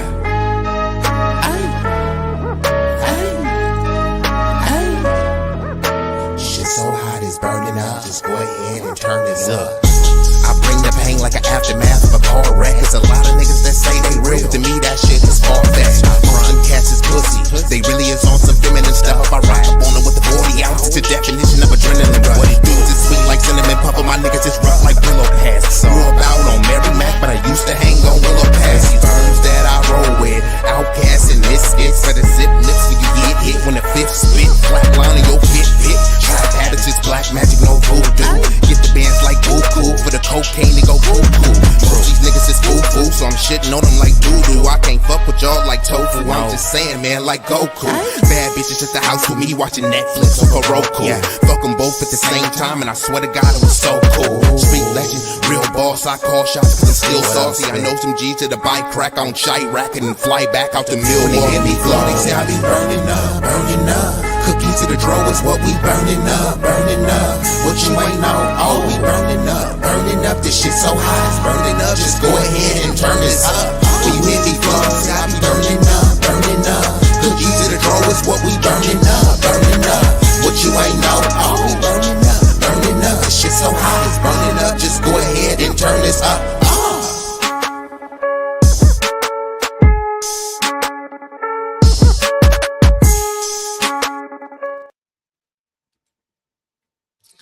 So Roger Meadow says, I just got here and you going off. You can't stream simultaneously with my little sister B.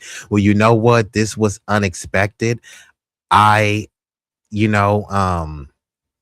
had some time. I was hoping that it was going to be a shorter stream so that I can go over right to Sabby and salute to the sister, Sabby Sabs, aka Sabrina Salvati. Go over and subscribe to her channel. She has some phenomenal content.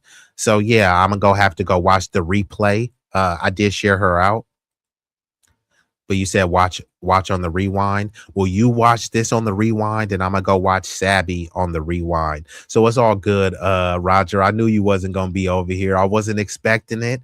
You know, I know on the days the Sabby stream, you gonna be over there. So salute to Sabby. I appreciate the work that she's doing and putting in. And of course, I had to shout out the 504 boy, Wode, New Orleans. In the building. It's all right. I'm watching you on the rewind. Okay, cool. I appreciate that. And salute to the bro Roger Meadows, Nassau County, NYC. What it be? What it do? But hey, where Brooklyn at? So yeah, you've come to the end of the stream. We're already 3+ hours in this thing. So I do appreciate y'all for stopping through. I'm going to hit y'all with a couple more visuals and then we're out of here. Be easy. Tell me how it feel. Ooh, tell me how it feel. To be real, to be really that dude. Be easy, that dude. Ay, ay, ay, ay, ay, ay, ay, that dude.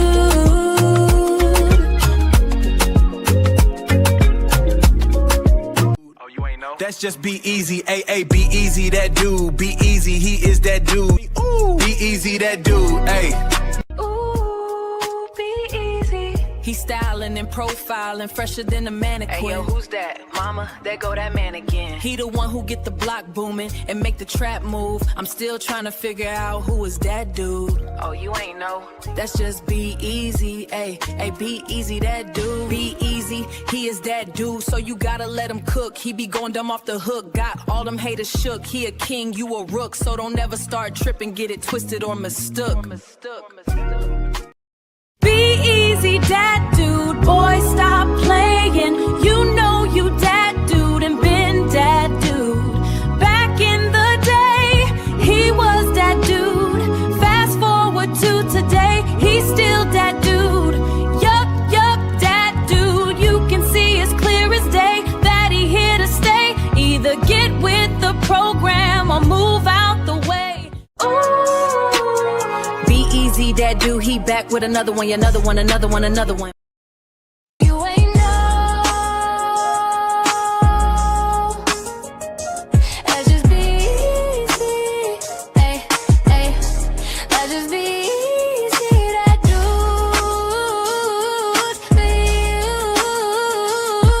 B-Eazy is that dude. You hear me? You feel me? Ooh.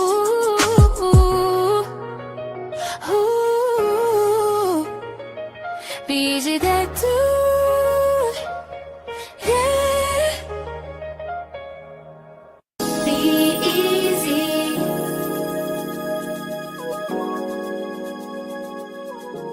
Be-Eazy. Be-Eazy, he is that dude. It's yo. Be-Eazy is that dude. You already know, for sure.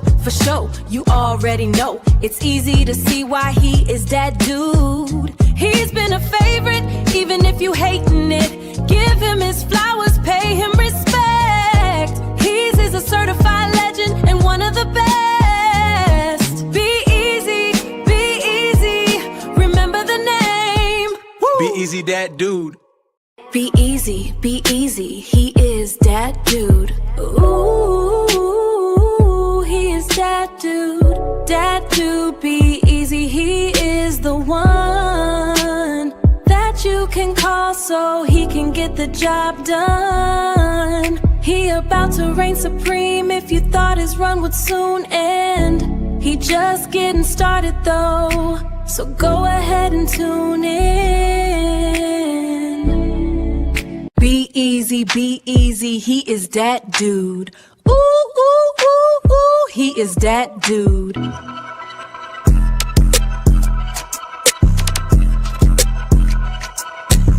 You ain't know. If you feel the vibe, like, share share, and subscribe. We growing on this journey. Come and take a ride. If you wanna slide with that dude, be easy. We going all the way to the top, believe me. All the way to the top, believe me.